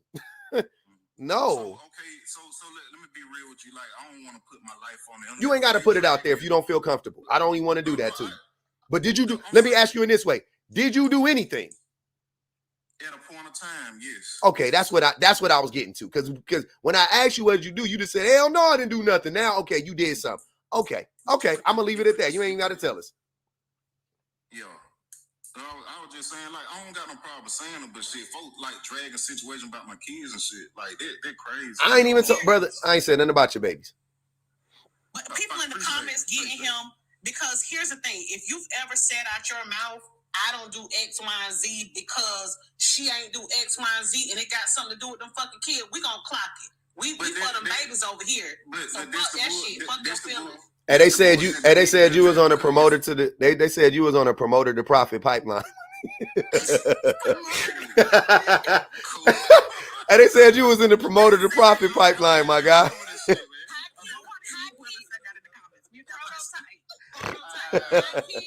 You church nigga be the word. I dated a prophet. I dated a pastor. Not a prophet. Listen, he was a prophet, and I dated a pastor. And them niggas was diabolical. Them cops, lawyers, and doctors. The most diabolical. Priests, pastors, pimps, police. Them niggas. The 4 P's is. Hey, the 4 P's is crazy. Hey, the 4 P's is wild. Pimps, pastors, priests, police. Them niggas is crazy. And politicians. Hey, the 5 P's. Them niggas is diabolical. You can't never trust them niggas. Cause pastors is politicians. Oh, and a church musician. Percussionist. But I ain't gonna lie though, Paul. Like, I had a rough life coming up, you know. So did I. There ain't no excuse, baby boy. No excuse, baby. No. I ain't talking about that affected me for the that affect the relationship. I'm saying like. Why you bringing it up? Yeah. But damn, let me finish. Okay, go. I'm sorry. We can't. Hold on. Hey, mute up. Hey, y'all, mute up. Let Prototype go. We been cooking this nigga for about 10 minutes. Let him go, man. Man, all I'm saying, bro, like, nigga, I was out there when I was coming up. So upon the time I met my baby mama, I was active. You know what I'm saying? I was seeing a couple women, and she took that into the marriage. So it is, in simple terms, the way I can put it. Wait, so you was being shady at the beginning of your relationship, and the fact that your woman, which y'all always tell them that they never see red flags and they ignore them and they do all this other, she kept that in the back of her head, and now she's the issue because you was wilding at the beginning of the relationship? I never said it was an issue, and I never said it was the beginning of the relationship. We was just messing around. You did say that. That was the beginning of the relationship. Yeah. When y'all was messing around, you was messing with other women, yeah. Yeah, so that shouldn't have no leverage on the marriage because technically we wasn't together. Leverage on the marriage. But did she see? I can't ask the question. I don't even want to ask the question. All right, I'm gonna tell you. All right, the question I was gonna ask is, did she think y'all was more serious than you thought y'all were? Probably so, because I ain't gonna lie, bro. Let's just hit me. You ready to stick the. I'm sorry, bro. Damn, Prototype. I'll be really rooting for you, my nigga. We all rooting for you, but I can't say we all, but I'll be rooting for you, and you just be like, I'm like, come on, family. He read from the diabolical playbook, man. Good trying. All right, go ahead, man. I'm listening. Damn. So I'm saying, like, this shouldn't have no leverage on the marriage because technically we wasn't together. We were just having fun. So you were just having fun. Having fun, babes. You were just having fun. If we come to an agreement, two or more come into an agreement together, this stood on this rolling stone. And I got a genuine question for you. You can't backtrack on it. I got a genuine question. You can. Go ahead. I'm listening. Sorry, look, go ahead. No, you good. Okay. Do you think that a marriage license or a ring changes the behavior of a person offered? Like, do you think just having a ring or just having a marriage license will automatically change your behavior as a person? Yes. I do. Hold on, I do. Lux, I do. I think it typically makes the behaviors worse. Okay, yeah, that's true. Okay, but do you think that that's the case? Do you agree with Pub or you disagree with Pub? I disagree. You disagree? You think it doesn't change you? You think it doesn't have any effect on you, right? You could say temporarily, but not holistically, no. Okay. So to that exact point right there, I'm going to use your answer, which was no, you don't think it, for the most part, you don't think it changes the person. So at that point, why would that woman think that your marriage changed your behavior since the difference between before you was married and after? What would she have seen for you to have changed in between? Put me in the Hall of Fame for saying it what Ace said yesterday with the high offer. In conjunction to. In conjunction. Hold on, write that shit down. That's another one we got to ban. Hey, that's another one we got to ban, family. Hold on. In conjunction. He dug deep. Hey, that nigga dug deep in that motherfucker. He pulled it. Hey, yeah, your vocab gonna step up a little bit. All right, go ahead. In conjunction. Okay, it ain't right, but it's funny. Go ahead, we listening. In conjunction to I lost my damn thought, no? Oh shit. That nigga said in conjunction. All his thought into that word. Okay, so I hopped up here to make a point, and Hey, then give me to 100,000 so I can tell my story, y'all. Let's get it going. Bang the Cash App one time. Let's keep the live alive, man. Please support the live. I don't want to lose my train of thought because I had requested up when Mo was up here talking about what she described with her, the person she was dating. I call it the mom to wife pipeline. A lot of niggas be on that shit. Like, and personal story. And y'all, and here's the thing. Y'all can never spray me with my own tea, so I don't give a fuck. Me either. That's what this nigga, that's what the prototype was just trying to do to me, talking about some trying to throw me in there. Nigga, y'all could never. You could never on your best day spray me with my own tea. That shit will never stick. Trust me, it will never stick. Public and these dudes is public don't do the thing. So public is not like them. Like, what is yeah, we not in the same, brother. Trust me. All right, long story short, shut the fuck up, prototype. Go ahead, Kay. I'm sorry. So long story short, when I started dating my husband, there were a lot of things I didn't notice about the way he kept house because we weren't living together, right? He wasn't even spending the night like that. And then once we transitioned to spending the night, he was very diligent about the stuff I would ask him to do, like the cleaning up, blah, blah, blah. Okay? You had an extra syllable in there, I think. You said spend the night. It's spend the night. It's spend the night, yeah. I think you added the in there. I didn't like that. It didn't feel right. Go ahead. I'm listening. Spending the night. Yeah, spending the night don't sound right. It's spend the night. Spend the night. Shut up. Okay. Okay, so long story short, he didn't understand why when I would come behind him and point out something that he did or didn't do, he would be like, well, nobody else has ever told me that I loaded the dishwasher incorrectly. I didn't see the stuff on the counter. I just wiped the area where I was. And mind you, it's seasoning and pepper all on the other side. He didn't see that. And I said, you know why? Because he wasn't looking. Yeah, number one. That's number one. He wear glasses. He can't see real bad. I said, number one, because what you have developed is your mom would come behind you and your dad, and she wouldn't correct y'all. She would just, I'll do it myself. When she said, child, these men, child, you know, me, you know. His mom is very bad about saying that. You know, these men, no, child, they don't do all that. Man, that's how he was conditioned. Start knocking them niggas' heads between the washer and dryer. I bet you they learn when you.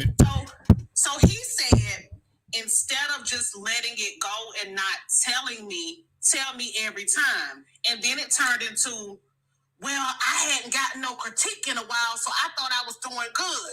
So then he would get the whole nagging thing. He wouldn't call me a nag. He'd be like, okay, well, show me what I need to do. Or can you give me an example?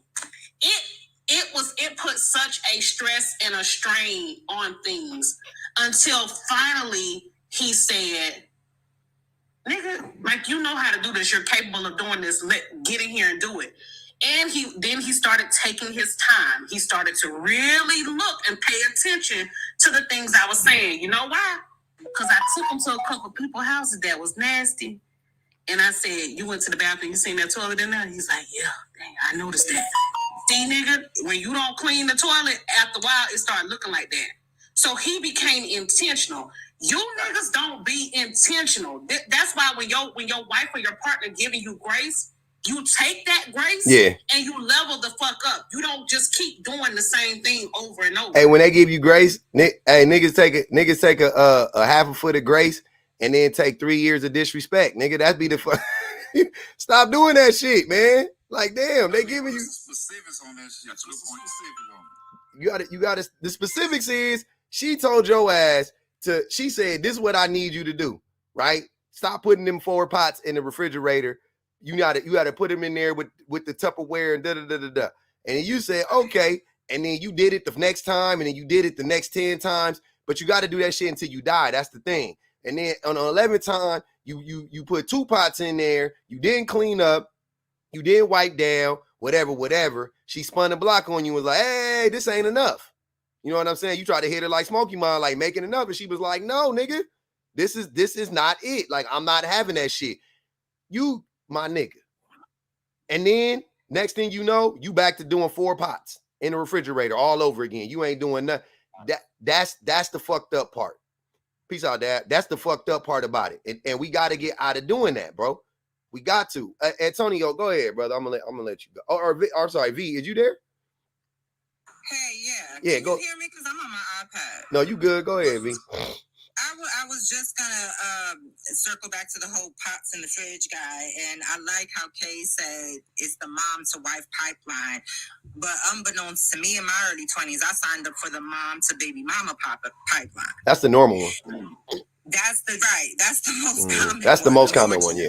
That's the most common one. Mm-hmm. And when I tell you, I could write a novel, and every chapter will be a different story of my experiences with baby daddy, because I would say the most detrimental one, and I'm gonna finish it off by just showing you how they don't change unless they absolutely want to, right? It's totally got to be a want, and we know that. That's whatever. That goes without saying. But anyway, so I'm in my early 20s. He's a little older than me, and we go to the dentist. So we go to the dentist. We both got teeth. We got side teeth to pull out, okay?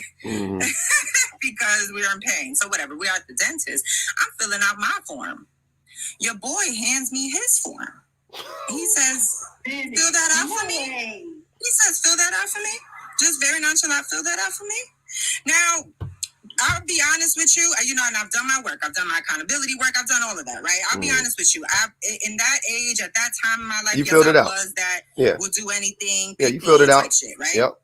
But luckily, a part of the future me, who I am today, snuck in a few times during those times. Thank goodness, because I looked at him sideways as hell like, what are you talking about? I don't have this information. You do. Like, I'm filling out mine. I'm trying to get my teeth done. Like, I don't know what is going on. So whatever. Long story short, I keep saying no because he keeps like insisting for me to do it, not asking, insisting that I do it. So I'm at the end. It's just like, yo, no, it's not happening. Oh, that's how it is. I bet. Okay, well, he storms out of the building. I should have stayed and gotten my damn teeth fixed, but I didn't. So I leave, right? And then I get in my car because we're in my car because everything was in my car. So we get in my car. I get in my car. I don't know where he's at this point. Who knows? Who cares? I'm in my car. I'm ready to go home. So I stop at a red light. All of a sudden, I hear somebody pulling on my damn door handle on the passenger side. I look over and it's him. Tripping. I'm talking about wowing, right? Just, you see the veins popping out. He's like, open this motherfucking door. So he breaks my door handle off the door. Oh, yeah, nah. Like, that's how pissed he was and all that. So of course I scrammed. As soon as the green light turned green, I'm scrammed.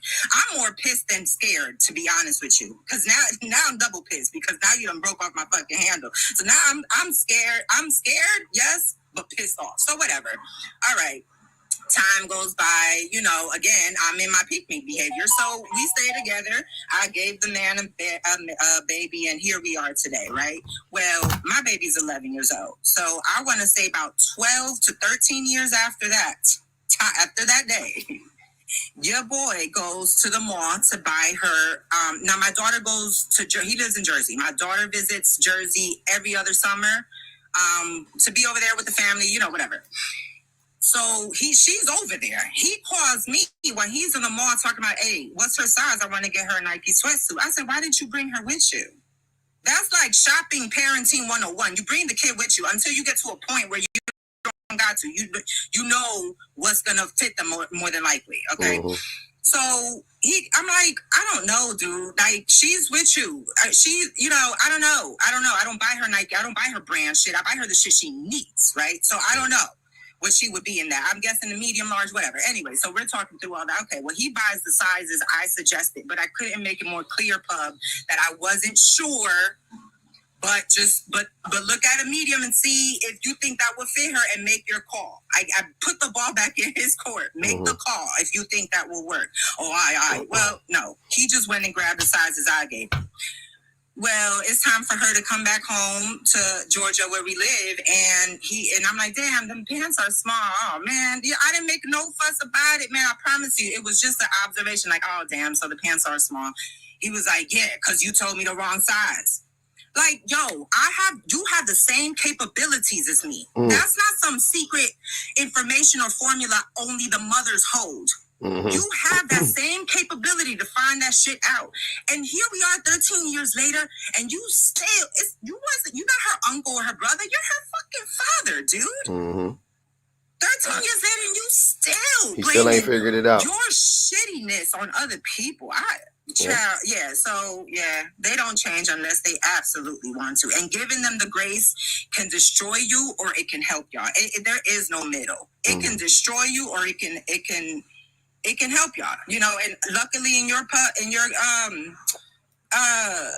case, Pub, it is helping you to the point where it's helping masses at this point. Damn. So, you know, keep doing the work. Please keep doing the work. Yep. Because that grace, it's definitely more than what it seems on the surface. God, Pastor, you're reaching the masses. Okay. Go ahead, Antonio. Okay, thanks, B. Go ahead, Antonio. What's going on, family? It's my first time calling in. Your shit just came across my thing. I thought let me check. So I want to stick right to the question. The question is, man, why are you afraid to be married? Yeah. So my story is, you know, I went to college in Oklahoma in 91. I came back, had my first daughter. She kind of changed me. Mm-hmm. It wasn't an ideal situation. And I'm not going to, in the end, I laid with her. So there's only so much I can really say about my daughter's mom because I chose to live with her. I chose to lay with her. So it wasn't ideal. Hold so up. After a year or so. Hold on, real quick. I'm sorry. Hold that right there. Yep. Somebody just commented on YouTube. This nigga said, I married 5 times. Not one of them hoes were Christians. I went to church every week and I volunteered. What the fuck do y'all What the fuck do y'all be talking about, man? All right, go ahead. All right, damn. So, here's a quick synopsis. Just real quick. I got 4 kids. My oldest is 29. I got 2 Irish twins, and I have my youngest who's in college in Rutgers. What's Irish twins? I don't know what that means. There was a point in time where I wasn't outside, baby. No, one in the same year. Oh, one in the same. Okay. Okay. Okay. He from the East Coast. He from the East Coast. So yeah, he from Rhode Island. Yeah, I got it. Irish twin because they hunched before 6 weeks. Okay. Yeah. Right. So let me explain. Project twins is when you're not faithful. So you have project twins. No. He was faithful. He had it with the same woman. I admit that. Yeah, I admit that. I admit that. When my cheating, Club, that's what he's saying. Caramel, let me. Hold on, wait. That's what I thought. Hold on, wait. Time out. Yeah. Antonio. Yeah, so here's what it is. I'm not say at that point in time at 23, 24 that I hadn't stepped up. What happened was my son's mother, she was from the Virgin Islands. She got pregnant. She ended up leaving. She didn't come back till she was 9 months. And that time I hadn't heard from her. She was in college. I was home from college. I had already had my oldest daughter. I was already messing with someone else. Next thing you know, she's pregnant. So my son was born on 12/3/99. My daughter was born 1/4/2000. They're exactly 31 days apart. They're my Irish twins. Okay. The hardest thing was me. So you left it in both times? Once they got to a certain age. Now I was saying, so you left it in both times? You didn't think either time to pull out? Like, that's crazy. Go ahead. That's diabolical, my nigga. Listen, wait a minute. I'm gonna tell you. Listen, I ain't perfect. I'm 51. I'll be the first one to tell you my pillow game was fucking weak as shit. You seem like you was batting 1,000. I'm gonna say you was perfect at something. I wasn't perfect. When I got that message like, hey, it's cheaper to keep her. Nah, Papa was a Rolling Stone. I did that. I ain't gonna lie. Mm-hmm. I learned, but it took me to learn. It took me 29 years at child support. It took me a lot of shit to learn that. Okay. But to get right to why I was afraid was because I never married either of my 3 kids' moms. My oldest daughter wasn't an option. My son's mother was, and then my youngest son's mother was. Oh, so you got three different baby mamas? Different baby moms. Okay. Yes. 3 different baby moms. Okay. You know, 4th thing. My youngest 2 were by the same mom. The oldest 2 have the different mothers and everything. Gotcha. So my 29-year-old, my 25-year-old, different mothers. The 25 girl and the son, same mom. Okay. Gotcha. Okay. All right. Okay. All right. So it just took me to learn. I had these lessons I had to go through, and I ain't gonna lie. I'll take whatever comes with it. There was a point in time where, from what I went through, or the nightfall, whatever the case it was, I had to learn them lessons. You know what I mean? I looked at women for a good portion of the time when it was just a dumping ground. Breaking up, and so if that made 3 or 4 made me up, no problem. I got. Can you hear me? Your phone's breaking up a little bit. I hear you though. Uh-huh. Yeah, I'm sorry. Yeah, I'm on speaker. So I did my thing. But the reason why I was afraid to get married was because what I ended up doing was I joined a union. Okay. My oldest son has sickle cell. I needed the benefit, so I joined the union. Once I joined the union and I started building my wealth, building some value to myself, getting myself together while still trying to be a good father and all that other stuff, I realized that while I was now in the dating scene and my kids was older, it was just different than what it was when I was younger. So hitting 35, 40, 45, it was just a different thing for me. Because what made it different? Now, I think social media made it different because when I came up, there was no social media. In what way? 91, 92, 93. Yeah. Like in what way was it different? Like specifically, what made it different? I think now and I kind of look at it through my daughter's eyes and my kids' eyes, mm-hmm. my son's eyes, my daughter's eyes, that, you know, relationships or people now are so hyper individualized. Like social media has allowed everybody, it's about me, it's about me, it's about me. And I found myself being in relationships where even myself, I found myself, there's times where I would put myself above the, like, I feel this way. And because I feel this way, it means something. Does that mean that these people that I had women that were not validating my feelings? Maybe I could say that now. Maybe I didn't deserve it back then. Maybe I didn't deserve my feelings validated back then. Yeah. It was part of them life lessons I had to learn. But as I started getting older, I realized, like, yeah, this ain't for me. And the reason why I feel that way is because through my local, all my union, all my pensions, my benefits, and all that other stuff, if you're married, it's immediately signed over to your wife. That's a part of marriage. Yeah. Right. So being that whoever I was with now wasn't be the mother of my children, and for so many years, all my benefits and beneficiaries were to my kids. My oldest daughter is my beneficiary on everything. Anything happens to me, my daughter would make sure that the grandkids, her siblings would get whatever I had left over. And because I dated some women that were good women, they was like, hey, listen, you got children. I can't be number one to you. I can't be with you. I love you. I love how you love your children, but I can't be with you. I didn't like it. It hurt, but I understood where it was coming from. And conversely, I always felt like, well, now I have these pensions and annuity and money saved up and property and all these things. And if I go and I get married, now I'm turning that over to somebody that might not exactly look out for my children like I would look out for my children. You don't have to sign over everything.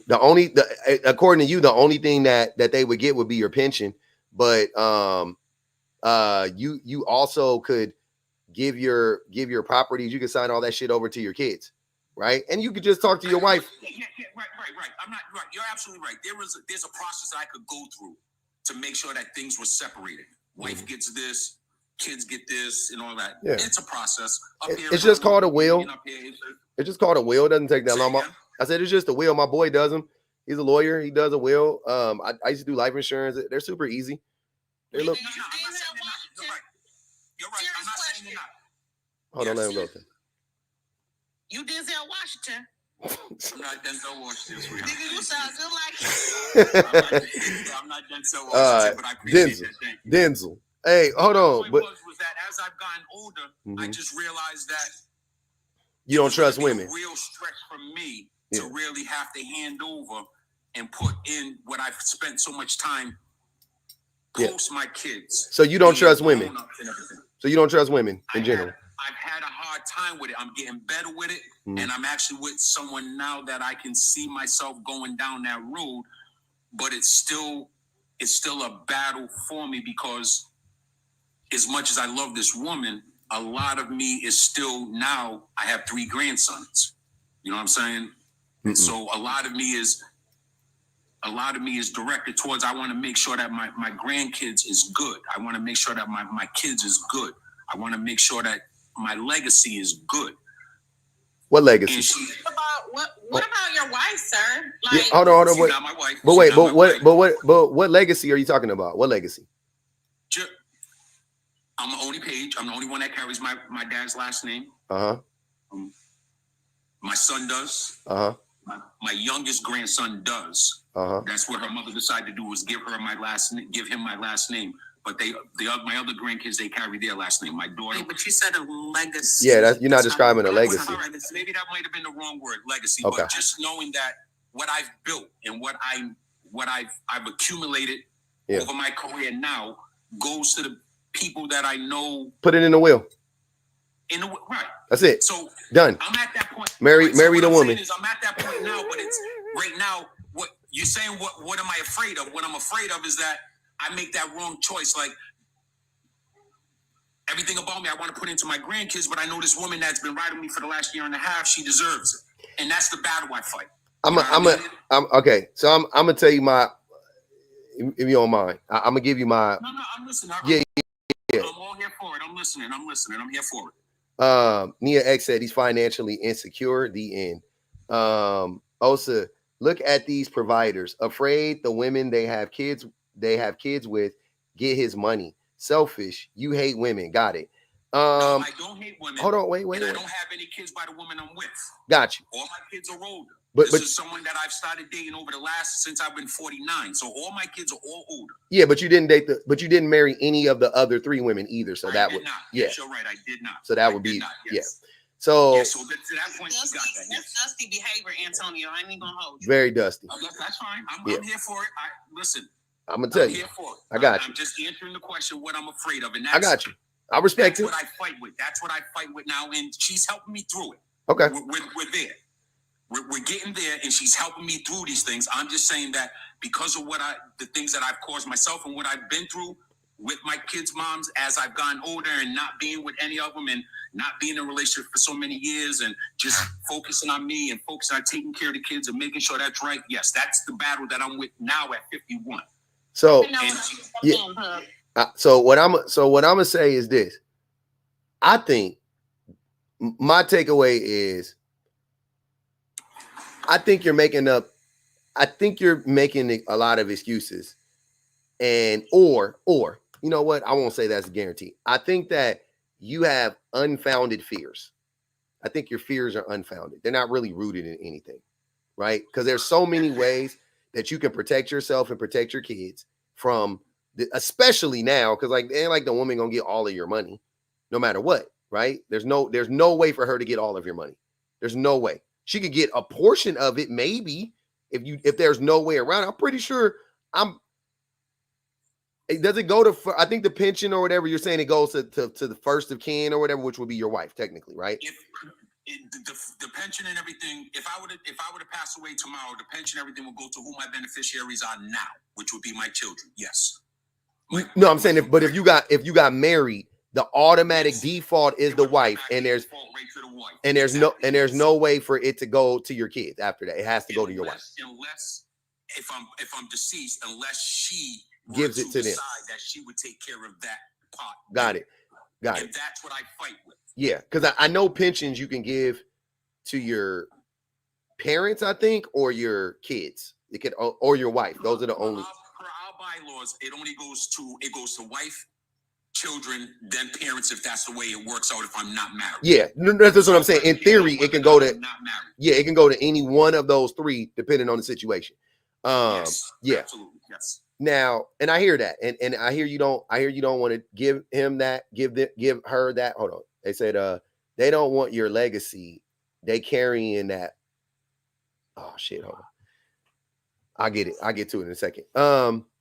So what I'm saying is though, ultimately, I just think that to me, this is why it sounds like an excuse, because are you really are you that afraid that the woman you're with is going to steal that money or whatever you're thinking? Because at 51, I get it. Like, well, I won't say that, because at 51, you're still young enough. Like, you got 25 years of living left, right? So let's say you got married to this woman today. Y'all been married for 25 years.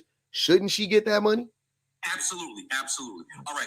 So what you said to me, you pointed out something, and I kind of didn't want to go, but I will. So I paid child support for a son that wasn't mine, and I didn't find out that he wasn't mine until 16 when he came to live with me. He wanted to live with my oldest daughter's brother. Okay. I initially thought he was mine. I paid the child support and everything for him, and then found out at 15 when she really wanted to go out because he decided he didn't want to live with her. He wanted to live with me. And then it was allowed for me to go get a DNA test. So that really put a big thing on me. So for anybody that says, yeah, I'm afraid, and yes, that was a really big thing. And let me explain before you go, because I can see the look on your face. I'm just listening. In 95, DNA wasn't a big thing. Mm-hmm. So more or less, you were adjudicated the father. And that's what happened to me. It was a situation where I was adjudicated his father. Were you with this woman? It was my oldest daughter's mother. So I had left, I had dipped back, and she ended up getting pregnant. I assumed, okay, it's mine, no problem. Yeah. So it's not like she knew. That's what the thought was. That was my whole thing. Because again, we're talking about 1997. Yeah. So I had no reason per se to believe anything other than that. Nor did she. Does this woman want to get married, the woman that you're with? We've had that discussion, yes, recently. Yes, we have. So she wants to get married. You have a fear that's not rooted in anything that has to do with her. And the thing about it is, if you don't trust this woman, you need to let her go, and you need to work on yourself and fix your trust issues. Because why are you even thinking about being in a relationship, one, with a woman that you can't trust, and two, possibly marrying the woman that you can't trust? Also, there's a such thing as prenups. If you have the discussion with her, hey, babe, let's sit down and talk about this marriage thing. This is what I'm afraid of. This is what I would like. So in order for us to get married, I would like for you, I would require a prenup, because I definitely want my children to experience the generational wealth that I've built. So in order to do that, I want to sign a prenup. I want to have a trust. And in the event that you do inherit my pension, I would hope that you would do the best thing for my children, and I trust you to do so. Okay. But I'm going to leave my houses to my kids and my blah, blah, blah, blah to my kids, because that is the only thing I can physically sign over and ensure that they have. I hope that's not a problem. If later on we discuss, we can renegotiate it. But I just wanted to have that conversation with you. And like I stated originally, that's the fight. That's the battle that I have internally now, and that's the battle that she's helping me through. I give her all of that. We've had them conversations. We've had that. Men often always find this to be funny. They're not hardy ha, but just odd that men often talk about women carrying baggage, but whole time it be us carrying the baggage. Because this is you. I do not deny that at all. Yeah, this is you carrying baggage from something that ain't got nothing to do with this woman, like Lynn just said. Absolutely. And hold on, wait. And it ain't even baggage, because it ain't like anybody. It ain't like the woman like Bird. She didn't know either. You are making her do emotional labor to help him through it. That's crazy. She fixing an issue that ain't got nothing to do with her. She with you working on the issue that ain't got nothing to do with her. Listen, you're absolutely right, and I'm not gonna front. I'm not gonna lie and say like it isn't a conversation that we had and got to a point where she was like, I can't do this. Yeah. About $50. Each one of you guys is absolutely right in everything that you guys are saying. I'm not saying that I don't have that. What I am saying is that this woman that I do love and that I do trust, she is helping me work through this. It is not her job to, and it is what she is helping me doing. And I am greatly appreciative. And like I said, I was honest up front. You are. She is helping me do these things. This is something that I am fighting with. But to answer your question, that's what I'm afraid of. I'm just trying to answer what you put up. Yeah, it just sounds like excuses. It's to me though. It sounds like excuses. That's fair. That's where I'm. The same thing my dad say. That same thing. Yeah, I get it. That's where I'm at with it. But I got to read these 2 super chats real quick. Hold on. And I am grateful that she's working through it with me, and she hasn't left me because of that. Yeah, that's fair.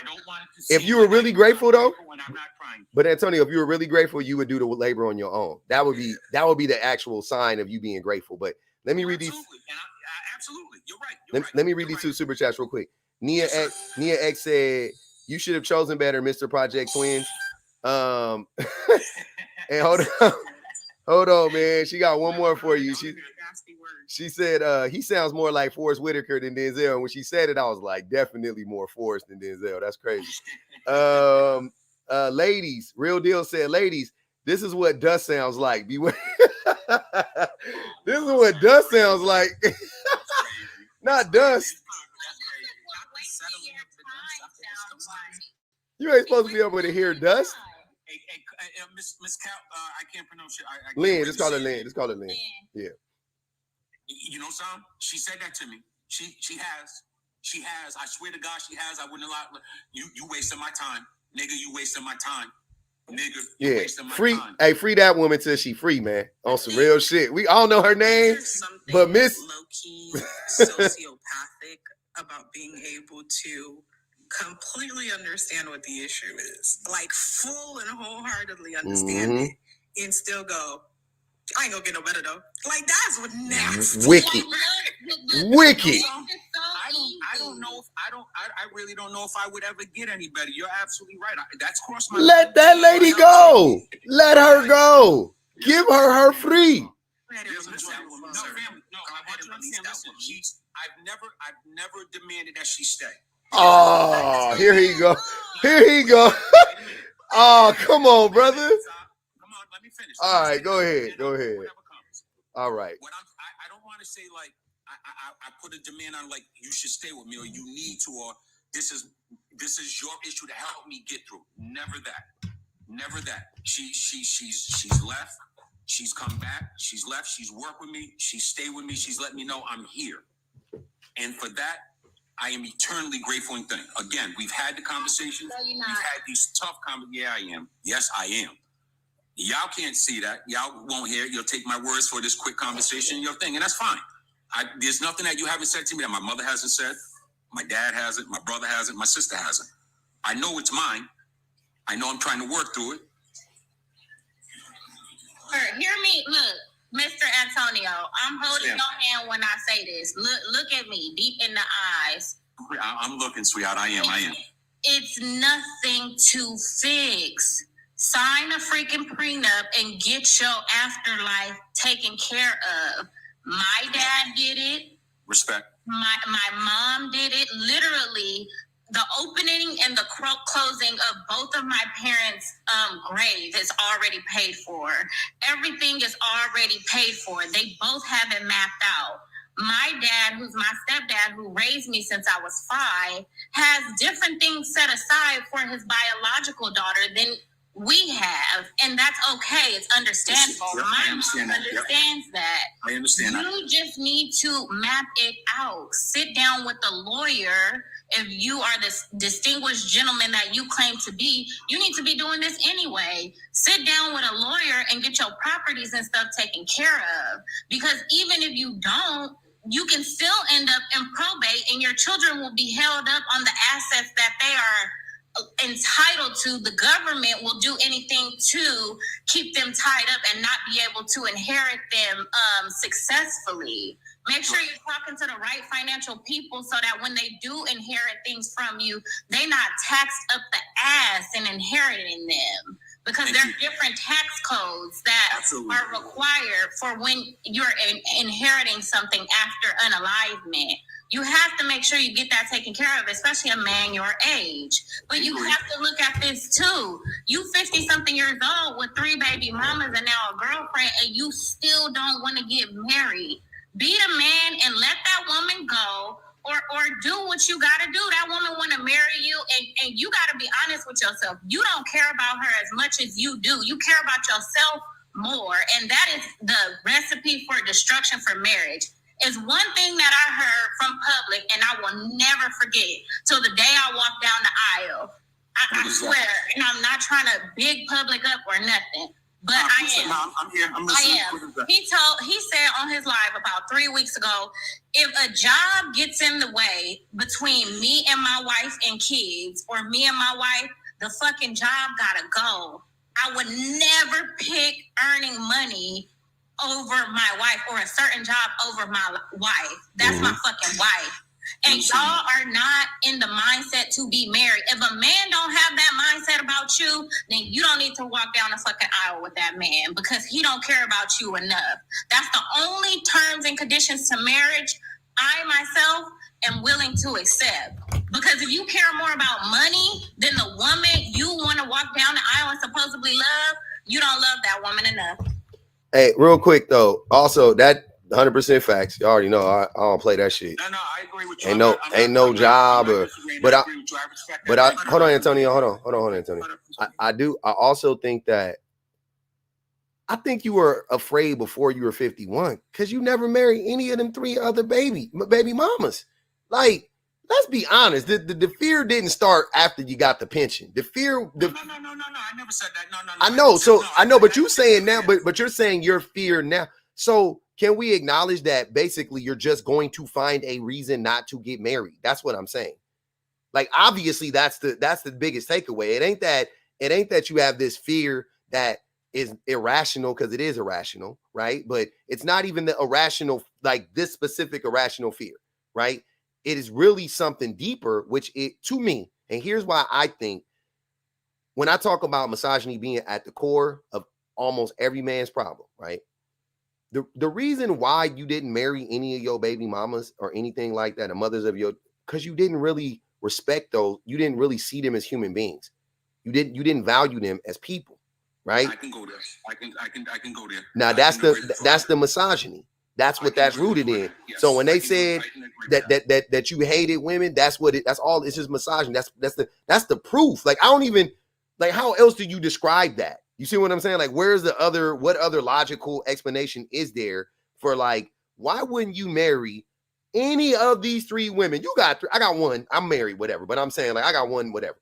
You had 3. Yes. You mean to tell me you hated all them women with shiesty? They was backstabbing, conniving. You couldn't trust them. They wasn't good enough. They wasn't cute enough. Like, none of them were. Just the oldest. Just my oldest kid's mom. Okay, cool. The other 2 was good to go. Yes, those emotions there, what you're describing there, is what I had, and especially 15 years later, finding out that I was paying for a child that wasn't mine. So yes, yes. For the first one, yes. I think I don't know if I want to use the word trauma. I guess that could be a good word to use. That did affect the next 2. Absolutely. I do not disagree with that. Yeah. Antonio. Yes, ma'am. Public keeps saying your situation isn't unique in that women experience traumas, quote, I'm putting air quotes around that, like that all every day. Every day. Every relationship, every interaction, whether it be the man she's intimate with, whether it be her daddy, her brother, her uncle, a cousin, some type of man somewhere down the line has disappointed this woman. Her boss. This woman. Maybe essayed this woman. Yeah, a boss. Anything. I'm going to tell you right now, and I done told niggas on this panel, and I ain't going to hold you. You ain't special. This is not unique. Go ahead. So, ma'am, I will say this. Having an older daughter, and each of my grandsons having a different father, it woke me up to just what you're saying. Like, yeah, it happens. Let me ask you a question. What would you feel like if you were talking to some man? Wait, so your daughter has 2 baby daddies? My oldest daughter has 3 children. They each have a different father. Yes. Okay. And how do you feel about that? I felt hypocritical. Okay. Because I was ready to, in a way, judge her without looking in the mirror. And I think that's where, because now what I'm ready to dig in my daughter and dig in these dudes about is the same shit that I did. Yeah. And doing. And doing. Yeah. Currently, yes. Yes, that was a wake up for me. All right, yeah, okay, I see. Aha, all right. The same thing I'm ready to dig in my daughter and give these kind of advices and dig in these guys for not doing this and not doing that. It's the same shit I did as a father. Damn, okay, I gotta. Right, you old enough, Antonio. Me and you, we grew up in the same generation. Remember Remember that commercial when it was like the drug commercial, and then Dad bust in the room and be like, "Where'd you learn how to do this?" And he was smoking the weed. And he was like, "I learned it from you. I learned it by watching you." That's what your daughter's telling you right now. Yes, absolutely. Yes. So, like I said, man, everybody on the panel, I get everything you guys are saying. I do not disagree with anything. And like I said, it is something now. I regret that it's taken me so long to confront these things. Because I finally met somebody that's making me want to confront these things. You know what I mean? But the only thing I don't like about I respect it, however you got to do it. I would say, and that's a good reason to start. But I would say moving forward, the responsibility, the desire, try to shift it to yourself so that you right? Like, you know, I get it. No, but Antonio, I know what it feels like to be like, I'm gonna do better for my wife. Like, right? That's where it starts. And that's fine. However, whatever gets you started. But eventually it should go to, well, damn, now okay, but I also just want to do better because ain't it the right thing to do to be better? Wouldn't it be great to be healed? And and then that's where, so try to work towards that. That way you take the onus off of her doing the labor, right? Because she's doing a lot of labor and it ain't even her fucking job. Like, that's the craziest thing. She doing labor that's not her labor to do. It's not her labor to do. And she's doing a lot of it, bro. And you're just like, I'll take it. And it's like, nah, like at some point you got to be like, nope, I got it. I got to carry it. I agree with you. Thank you. I appreciate that, film. Yes, I thank you. Yeah. But I just want, like I said, I just want to jump on and just kind of try and just answer the question. Obviously, y'all guys dug in and kind of. So, hey, man, that's what we do. I appreciate it. It's all love. I appreciate that, though. Yep. Antonio, before you leave, I want to say one more thing to you. I'm listening. If your child keeps doing the same thing over and over again and bumping their head, and you ask him, "Hey, James, why do you keep, spending more money than you earn, and then coming to me asking me for more money? To borrow money. Why don't you just create a budget or this and that?" And he like, "I know, Dad. I know that. I know." Wouldn't you just tell him, if you know, do what you have to do? Like, I think you know better. It's just time for you to do better. Like, you got to step into it because you ain't a bad dude. We've heard some, like, egregious, in denial ass niggas, but at least you pass that. It's a nigga up here, half your age. No,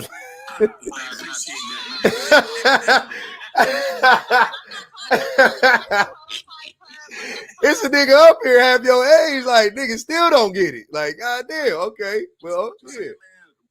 I ain't addressing you because you blocked me, so. I appreciate you, Cal. Thank you. Hey, hold on real quick. Hold on real quick. They got some super chats I want to read. They might got a question for you, so I want to make sure. Read them out. They said, free your girlfriend, you don't love her. That was Osa. Rosie said, he's got all these apprehensions about her, yet she's helping him through problems she didn't help him create. Wow. Clock it. That's definitely fair. Antonio, if you were grateful, you would have made the necessary internal changes when she left the first time. She came back to the same shit with you. Osa, go ahead. Respond. But at the same time, if anybody can tell me that they can make that change overnight, it's a 2-month process, they can put a time limit on how long it takes, then I'll take that. All I can say is, honestly, I'm trying, I'm working, and I have somebody that's actually working with me. It does start. She cares about me enough to work with me on it when she doesn't have to. You know, it does happen overnight though, right? And the reason why, is because I'm not saying it can't. No. But listen, hold on, Antonio. Listen, I'm telling you, I know, but this is what I'm saying. This is why it happens overnight, because you only have the next day and the next day and the next. You see what I'm saying? Like, it happens one day at a time, so it happens overnight, right? Yes, now, it doesn't. It's a stack of thing. It's a stack of Yeah, so it's like it does happen overnight. You literally, yesterday you was this person. You said, I'm fucking tired of being that person. The next day I'm gonna be this person. So the next day, now you're that person, and the next day you're that person, until you're not that person anymore, until you choose to not be that person anymore. You see what I'm saying? So it literally is the next day. It's just the question is, did you do it? I didn't look at it that way. I can be honest and say, bro, probably I didn't really look at it. I know stack them.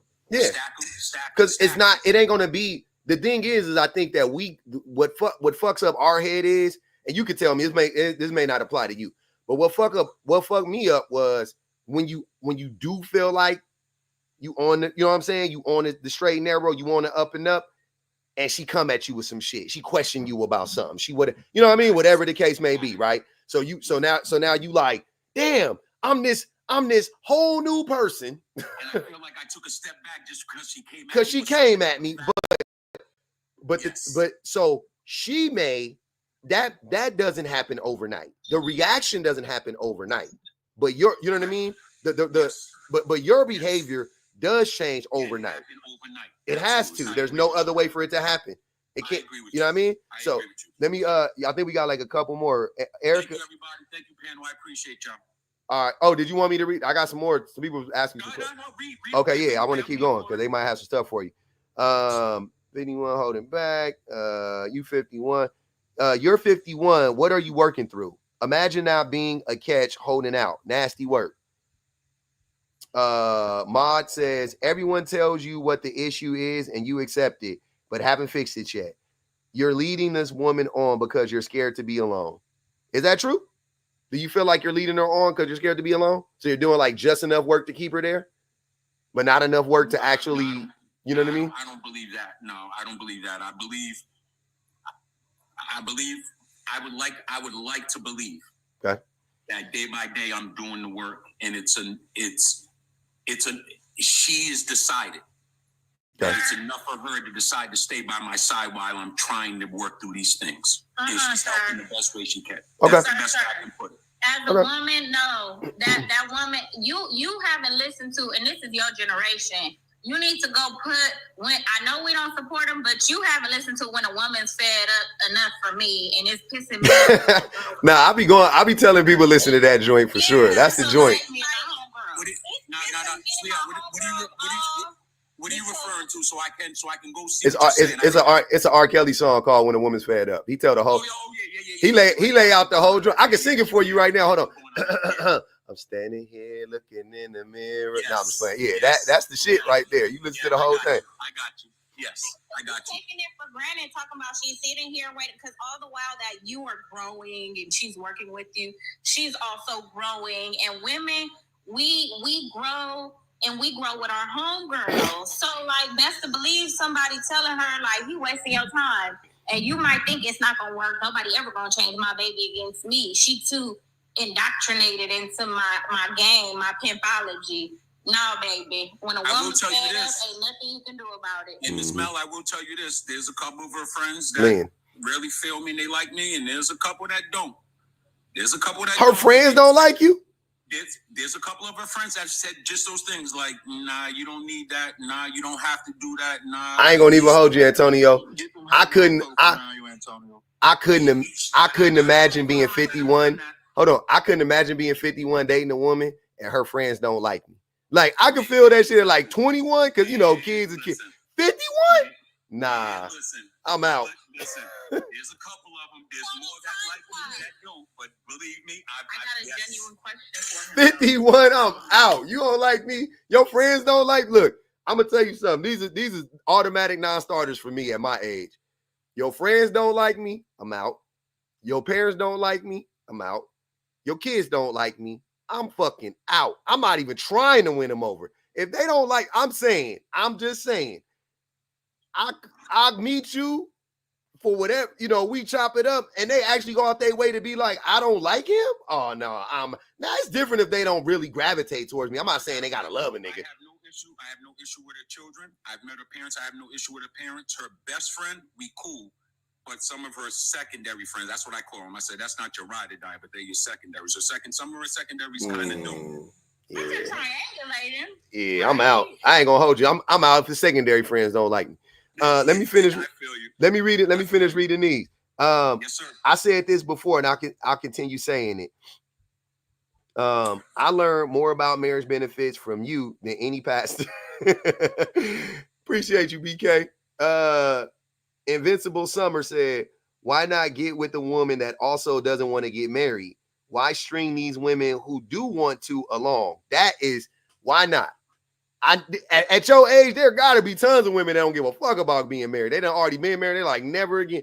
Bro, you could probably find a woman that is willing to stay in her own house and you stay in your own house, and y'all just when you spend your time together, you spend your time together.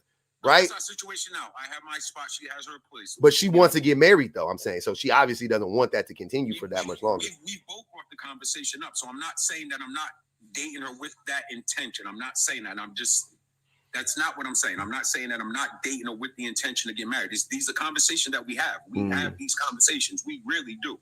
And trust me, after having them, even as a 50-year-old man and her being 49, yeah, there are times I walk away, public and ladies on the board, on the panel, that I walk away like, yeah, I got work. I got work to do. Like, yo, okay, I got work to do. And do you go to therapy? I have been to therapy, yes. Okay. Do you go to therapy currently? I'm not currently in therapy, no, but I have been to therapy. I did a 2-year stint with therapy on a prior relationship, and I did. Like it was prison. Without going into personal details, how did you how did the experience in general go for you? Did you think it was a good idea? Did you go, I'm never going back to this? What was the end result of that? I think when I first went into therapy, the initial response was that my initial reaction was that I really didn't feel comfortable talking about the stuff. Like I really, it took me a minute to get comfortable to really delve into the things that were bothering me, them things that were holding me, them triggers, them things that were bothering me. It took me a minute. 2 years in, your shadow self. That's what they call it, or that's what this one therapist calls it. He calls it your shadow self. Yeah. Right. But for that session that we went, and I went by myself for a little bit, and then maybe a year and a half into, she joined. And then maybe 4 months after that, she stopped going. I ain't gonna hold y'all. I'm still trying to go to family therapy with my mom and my brother. I'm 42. My mama's 67. I'm still trying to go. Like I want to go still with my mama and my brother and me. I want us all to go. I don't think I'm unique in saying that it was uncomfortable for me to touch those topics. That shit hella uncomfortable. It was hella uncomfortable for me. Hella. It was hella uncomfortable to get into being raised by a single mom and making mistakes and then not marrying my kids' moms and not doing it right the first time. And it was hella uncomfortable. I'm not gonna front. So you actually started unpacking part of this in therapy. How do you feel like there was growth between then and now, or do you feel like you're using them everyday tools to again, this is why I'm like, it sounds like you're extremely aware of, I don't want to say faults, I guess for lack of a better term, your faults, but it seems like you're actively going, I understand what's going on, but I just don't have I don't know what it is. I don't know to describe it, to actually do the work. And that's weird because it's like you're literally clocking all of it. Like you clocking your own tea. So I don't get that. Hey, real quick, let me finish reading these super chats. Osa said, come back and update us after you get married. Men are BK said men are scared of marriage because they want to cheat. God damn. Why did he take her back? Who did he take back? I guess his girlfriend after she left him. Oh, he had to dip. Okay. He left out, but I just nasty work. See, the prototype, that's what you sound like when you become aware. You still not gonna change though, but that's what you're gonna sound like when you become a little more aware. Why you feel like that? That's what you sound like now. Just not aware. Oh, I'm completely aware. Are you? You just like to make excuses, though. That's you know what? I could tolerate you. I think you do both. I think I could tolerate you a little bit more prototype if your MO wasn't making excuses. Like, God dang, man. But no, I don't make excuses. I just call things for what it is, and they go against what people believe. So it be disguised as that. Nah, that don't sound like accountability to me, brother. That's cognitive distortion right there. You, oh, here she go with her wordplay. That's why you blocked her, huh? That's why you blocked her, huh? Too many big words. No, because Lynn actually see what I be saying, but Lynn want to stand with her friends or with the bullshit. I can't tolerate that. People think I'm fake. The red pill men think that I'm fake, like I'm pretending to be a feminist. Why do they think that? I don't like that. Why they think that?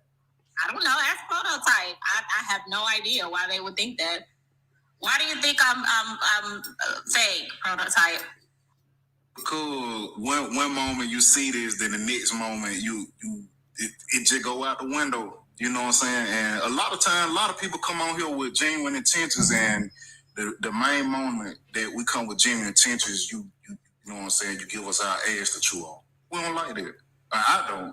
You don't like being held accountable? I mean, hold me accountable for some shit that actually could be tested. You know what I'm saying? Not what you for mean? What you believe to be true. I mean, we hearing what you be saying, and the shit got it. Yeah, we just taking your word. It got to be pushed back on. Hold on, let me read the super chat. Kimberly said, "Peace out." What's up, Kim? Kimberly said, "Men want women's labor, even when they know they should be doing the work. It's lazy, especially when they know what to do." Yeah, that's crazy. To clock all the. Mm-hmm. Go ahead. So my bad. You had something to say though? No, I was you just good. Gonna ask you about. I think you said somebody, but correct me if I'm wrong. You said that another reason that we won't marry women is because of misogyny. I want you to. I think that's the only reason why we won't marry women is because of our misogyny. I mean, like when you throw that word around, it make me feel like just because what I say goes against your belief that make me misogynist. I don't think that. That's not what I don't know. Because I believe misogyny have to be misogyny. Hold on, let him go. Let him finish. Misogyny have to be linked to a group, right? Because if I don't dislike that group, oh my God. If I dislike this group, yeah, I feel like I'm misogynistic. But if I disagree with this woman saying that don't make me misogynistic. But you got it. Hold on, wait. I know, but that's what I'm would never say that. That doesn't make sense. So if like you can dislike Lynn personally, I'm not gonna be like, oh, you misogynistic because you dislike Lynn. But if I ask you, why do you dislike her? Right? Let's get into the why. And I'm not saying you do. I'm not even asking you right now. I'm just making up stuff. I say, why do you dislike her? And then you say, oh, well, you know, I just don't really like listening to her talk all the time. Like she talks too much or like something like that, or she's too aggressive or she's masculine. There's a lot of like buzzwords or whatever that would make my ears perk up. And I'm like, okay, what do you mean she's too aggressive? Well, she acting like a man. Well, what does that mean to you? Oh, women not supposed to do this. They're not supposed to talk like this. And like, oh, okay. Misogyny. Right? So you don't think there's a thin line? So my opinion... Is there a thin line for racism? Can I finish first? Thank you for the grace. My opinion always get valued as misogyny, but if they say their opinion is not misandry... See? That's misogynistic. I mean, I'm just trying. I'm getting to understand. Trying to say the prototype. Trying to say that a woman pushing back against you is misandry. A woman pushing back against your misogyny, even if she do hate men or whatever, it's a reaction. Hold on before you go down that rabbit hole, Paul. No, let's use the same word in what you said. If they say they don't like how I talk, they don't like my voice, is that misandry or is that just their opinion? It don't make sense. You did say buzzwords, so just saying you don't like the way they talk versus you speak like a masculine man referring to a woman, there's a difference in the two. You do understand that? You acting real ladylike, you acting feminine. I don't like how you talk because how you talk is like a woman. That's different than I don't like your accent. Or I don't like rambling because she's rude, she's disrespectful, she cuts me off when I'm talking, you know, she's this, she's that. That wouldn't be misogynistic. However, the intentions behind it, like say you saying that because you lying about the whole interaction in the first place, like I'm rude to you because you said something mean to me at first, like it depends. But also I want to point out what you said first. When Pub gave you the definition of misogyny, you said, well, Pub, I feel like this, and that. I know how you feel about being called misogynistic, but what is the actual reality about your actions? Not how him calling you out on the bullshit makes you feel, but is it accurate? Is it logical? Like you going off of feelings, and y'all say y'all not emotional people, but when you base when someone's communicating with you off of your feelings instead of hearing them out logically, it's not pointing to logic to me. Also, let me read this super chat because this goes in to Nigel. Nigel said he just told Lynn it's not about feelings. Hello. Because that is what happened. They got 35 on the prototype head. Go ahead, brother. I'm screaming. Hold on, tell them to stop sending money because they're gonna make the I ain't telling them shit, and you better not tell them either. Nigga. I ain't telling them a goddamn thing. They can do whatever the fuck they want to do with their money. I ain't about to tell them shit. 15 more in his head. I'm just saying, it gives every time. This goes back to the earlier point I made. It gives that you just try to be contrarian, and you gonna sound like him when you're 50. Oh my God! Man. You know what else is hurtful prototype? But you know what else is hurtful prototype? Is this like you be around us every day? Like this ain't news to you. It's like you act like you want to do the work. You act like you come here to learn and get the correction. But then you kind of rebut against it by making excuses. And then when we clock it, you acting like we attacking you. Like, man, nigga, you want to hang out with us or not? You can't be sensitive. Oh, no. Like it hurt your feelings or something. No, check this, Pete Gang. So I don't be, I'm just saying, like, if I present something, I'd rather present it to y'all, let y'all clock it and see in real time how would it sound. I'm just saying the stuff that I actually say because I ain't got no problem getting on women, bro. Honestly, I don't. But it's just the fact that if I call some shit out, would it be handled in the same manner? So that be most of the part. What I be saying, I ain't got no problem getting on women. He uses us, y'all, so he can learn how to manipulate women. See, it feel like it at this point. Don't get mad at Lynn. Nah, that's not misandry. And they got 40 on his head. Kimberly said, nasty work using misogyny to try to prove they not misogynistic. You said how much they got on his head? 45 now. I'm that 5 since he blocked me. Hold on. I'm coming back hot. Don't worry about it. Darn. But yeah, you, and again, this goes back to you saying things contrary, and I know you're going to leave quickly, but you saying things just to be contrarian. You said so you can understand how it sounds on the other side. We giving you the reality of it, and you just trying to argue, boo. That's the difference. I got one more. Hold on, I got one more. I got one more. I want you to hear this one. The prototype has been coming up on the panel for months, and not a single point has stuck. I'm starting to wonder if he doesn't get it, or if he refuses to get it. We are tired. Stay single and whiny. What you got to say to that? I never whine. They don't care. We did it, Joe. That nigga do be whining. We don't want to hear that weak shit. No, like keep sweat, nigga. You be whining. Oh my God. Oh my God. Oh my God. Power tap y'all screens. Let's get the likes up. Y'all is wicked. So look. Stop putting them ladies' pots in the fridge. So we got to 100. We got over 100,000. I'm gonna tell y'all what happened to me last week. So get the likes up while he tell the story. Get the likes up. Tap the screen. Send a gift. Send a little donuts. Go ahead. Thank you. So last week, my wife sent me a text to go to the. I was going to the store, and she was like, "I want you to get some things." Appreciate you, Antonio. She was like, "I want you to get me some things from the store." I said, "Bet." Shoot me the text. I don't even play that tell me shit. I don't do that. Send it. Shoot the text because you know what I mean. Like I don't want to be responsible for remembering or whatever. Like I'm gonna forget. So and she forgets. You know what I mean. Like we forget each other shit. So we just text. Boom, I want you to give me something. Here go the text message. Send me the text. I get to the store. It was 3 items. I believe it was like a box of juices, a box of cookies, and some candy. And she said the type of candy was like, she was like, get some cool candy. Something to that effect, right? So I'm guessing she told me, don't be getting them old school hard candies that your granny be having at church. I said, bet. So I get the candies, you know what I'm saying? I get whatever, you know what I mean? Like I get whatever the candies are or whatever the case may be. And the candies I got, they were not packaged. They were not like individually packaged. It was like a big ass thing of like, you know, like some candy you could just like pour out into your hand or whatever. And I brought it home or whatever. And then so I got in the car.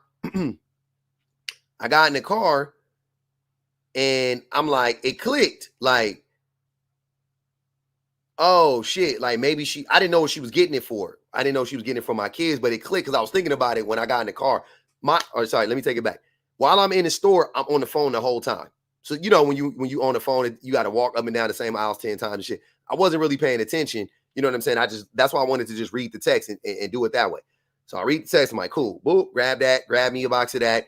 Candy, that looks good. Boom, got that. Long story short, I get home. I bring her the shit. I'm like, all right, yeah, your shit in the bag, whatever. Get my shit out, whatever. She was like, why did you give me this candy? And I was like, what's wrong with that candy? I was like, you told me to get you like some hip candy. It was like some Sour Patch Kid, you know, whatever. It was something like that. One of them. She was like, yeah, but I needed like like individual packages pretty much. And I'm like, okay. I was like, why couldn't they just pour it in their hand? Like, what do you mean? Like, it's a big ass thing. You just open it up and pour it. It's a bag of candy. It's a bag of candy like this big. I'm like, just pour the fucking candy out. You know what I'm saying? Like, worst case scenario.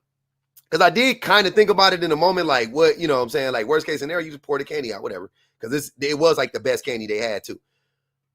So I felt some type of way because she didn't say, oh, thank you for getting me da-da-da-da-da. But, you know, and I didn't tell you that that's not the candy I wanted. You know what I'm saying? Like, I should have said, you know, yada, yada, yada. Instead, you know, she came at me on some like, why'd you do that? Like with an attitude. And I did. I was like, why are you talking to me like that? Like, what the fuck did I do? You know what I'm saying? I was like, you sent the text message. I did what you told me to do. You know what I mean? And she was like, you didn't think about why I was getting this candy at it? And I was like, not really. Like, I did it. And I told her, I was like, I was on the phone. So that part, I was like, hey, I was on the phone, you know, but we ultimately, long story short, we both were wrong because she was wrong for the way she came at me. She shouldn't have came at me like that. It was unnecessary. Right. And I should have acknowledged what she was saying was, she was just like, if you were unsure about something, why didn't you just call me? Right. Which is true. Right. If I did, and she didn't tell me explicitly, what does she want me to get? That's why I said it was similar to the dishes shit, but it wasn't a one-to-one because I really like you do have to kind of tell the person to a certain extent, like, this is what you want. But if I was unsure, I should have called her. That's what I'm saying. So she, so we got to a back and forth about it or whatever. And ultimately she apologized for talking to me like that, you know, and we squashed the beef and it was what it was. But, yeah, like that shit shouldn't have happened. Like, I could have easily avoided that had I just gave her a call, whatever, moving forward. If it ain't explicit, or if it, you know, she ain't got to be all explicit. I wasn't asking her to do that. I wasn't like, you got to tell me. It was like, it was just more like, in the end, it's like, yeah, next time I'll fucking call you if I'm fucking unsure. Like, that was the biggest takeaway. It wasn't to take the candy. Oh, so ultimately the candy, she's an educator, and kids come in her office and she gives them candy sometimes. You know what I'm saying? So I didn't think it was a big deal. Even after the fact, I was just like, why wouldn't you just open up the bag of candy? Here you go. Dump a fucking handful of, put it on the napkin. Like, I honestly still didn't think it was that big of a deal even now, but you know, she had other, you know what I'm saying? I'm not there. No. Even with the germs, you take the bag of candy, you open it up, and you pour the bag of candy out. Nah. That's what I said. You feel senior. I'm starting to see Never in your life. Because he your son. Never. I've had those conversations where, why didn't you call me if, you know, and he says, well, I want to, like, he wants to be able to do it. He don't want to have to call me for every little thing. I said, but if you're unsure, call me so we can avoid this. It's okay to not be sure, to not know, to be wrong. But then when you get to the house, I got to send your ass right back to the stove. That's aggravating. No, I know. That's what I'm saying. The thing wasn't, you got to tell me. And I wasn't on some like, I don't need to call you. It wasn't none of that. I would have called her. Two things happened. I was on the phone at the time, so I was distracted. I didn't think to call. I was just on the phone. And then after the fact, it was just how she, you know what I mean? Like that was the two missteps. It was like, I should have called her, and she shouldn't have came at me like that. You know what I mean? Because she came in hot and heavy. I ain't gonna even hold y'all. She apologized for it, but she came in hot and heavy. It was unwarranted, even for that. Because I would have, and she would have said whatever, and she'd have been a better, I would have went right back to the start. I'd be like, oh shit, I didn't know, whatever, let me go back. I still was gonna go back and get it for her. But then she said some other shit in the end, compounding the shit. You know what I'm saying? Like making it work. I'm like, why are you talking to me? Like I'm not understanding why you have to talk to me like that. You know what I'm saying? Like, that was her 13th reason why. Don't be tone policing our wife. I'm definitely don't be talking to me like that, because I don't be talking to you disrespectfully. I'm not coming in yelling at you. I'm not, you know what I'm saying? Like I'm not fucking. I don't believe it. Free Cedar till she free. Definitely free that woman. That was one of the rare times when she actually fucked up. That's what I'm saying. I ain't gonna act like she do that shit all the time. That was one of the rare times she overstepped, and even then she was like, my bad.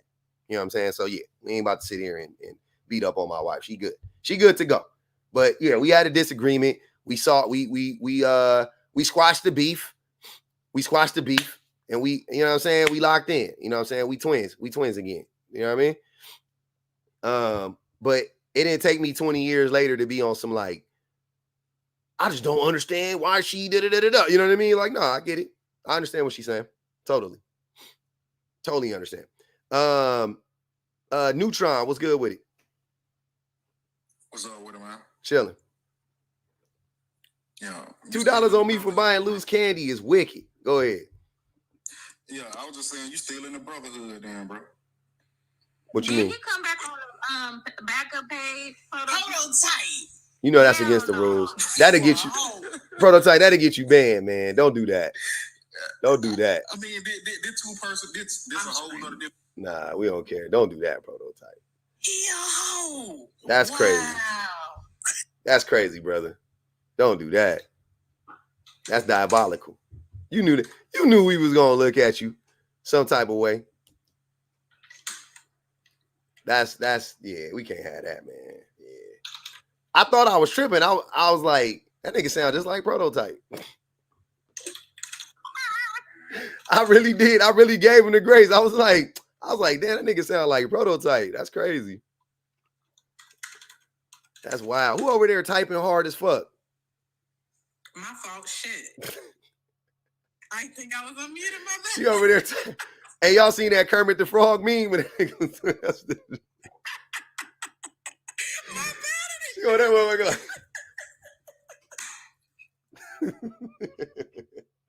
He like that one TikTok sound. I was writing them notes. Y'all. I had to let them know what was happening. He said, per my last email. Y'all know y'all be sending them HR level emails. So yes, I have a question for you though, Pup. Yes, ma'am. Why do these men like use up their last like life? Like I feel like it's a video game, or like they spend their last on trying to fuck around and find out. Like this man is like, well, she with me, she left, she came back, she left, now she back and she helping me through it. And so I'm gonna take my sweet and precious time, even though everybody, he said his mama, his daddy, his brother, everybody done told him stop doing that shit, knock it off, you making excuses, just married a woman. Like all the advice we was giving him have already been given. Why is he holding on and like trying to fuck around and find out? Like why do they be doing that? I mean, You know why they don't? Why change? Why change when there's no? He don't care about her as much as, I won't say he doesn't care about her at all, but he doesn't care about her enough.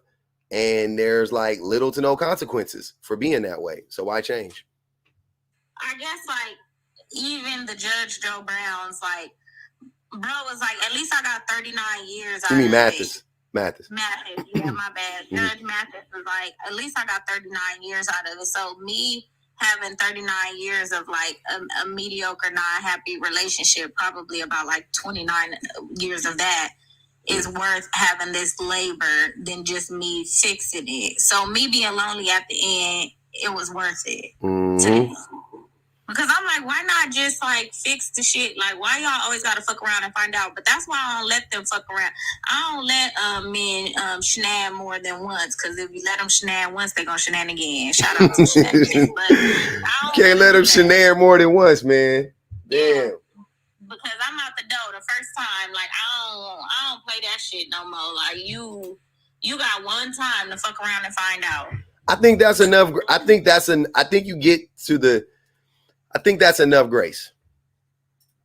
You know what I'm saying? I think that's enough grace. The part is, if you don't give them if you give them the grace, they're gonna be like, well, you should have noticed these red flags sooner. Why did you stay with him? All this blase, lefty, left and right stuff going on. But if you leave, then they're gonna be like, women leave at the first sight of everything. Yep. They don't want to work through nothing. Build nothing. It's like, what we gonna do? Mm-hmm. Well, what's the option? Mm-hmm. You gonna stay? You choose 4B, you lose. You choose a man, you lose. You chose wrong. If he's not a good man, Savannah, it's everybody else's fault but theirs. At this point, maybe we should just get our own island. Nah, don't do that. Public said, no, don't take the women's away. Yeah, I like my friends. Don't do that shit. Y'all just leave them niggas. We'll isolate them niggas. We let you visit every once in a while. Bet, that's what's up. We do conference calls. Visitors month. Yeah, we do conference calls. I'm with that. They said we over here consulting with the enemy, consorting with the enemy, consorting with our oppressor. Who? Me? I'm the oppressor. You the oppressor. Who I be oppressing? He said, who, me? Who I be oppressing? That's wicked. That's so funny. I hate that shit. I hate oppression. Y'all got me fucked up. Hey. Oppression more than us, to be honest, like especially more than me, because he like down with capitalism. I'm like, I capitalism is last for me. Let's take out last. No. Well, capitalism is. I mean, I'm with just doing the patriarchy because it'll undo capitalism. That's what I'm saying. You would have to undo. You would have to if you started at capitalism, you would have to undo racism, undo capitalism, and then undo the patriarchy, right? But if we just undo the patriarchy, then it all falls apart. Right? I get in all honesty, because even if you undo racism, the patriarchy would still exist. Capitalism wouldn't exist if we undid. I don't know. It would. I guess it would, because they could just exploit. Well, capitalism would just, it would be whatever form of bartering that we use, like capital use for bartering. I guess they would still. No. I mean, they would. What they would do is they would just say, women, or they would just exploit women, or they would just continue to exploit working class people, and it wouldn't be on race, it would just be on class. Disabled people, women, children. Whatever it is. To Nigel said, I should be going after my wife right now, but I'm on my way to work. Anyway, I've got a flight to catch. Let's chat later, Judge Mathis. That is not what happened. That's nasty work. That man had a prior engagement he already had signed up for prior to her. No, I don't know what the fuck going on with that nigga. Judge Mathis need help. Y'all pray for that man. But hey, y'all, I appreciate y'all coming up. I got to go. I got to go pick up my babies. They get out early today. We got a 1 o'clock. We got a 1 o'clock day today. It's Thursday, baby. How would you undo it? Yeah, patriarchy is the pappy of all the isms. Absolutely. I actually think, never mind. I got a theory on that. I don't think sexism was first. I think ableism was first.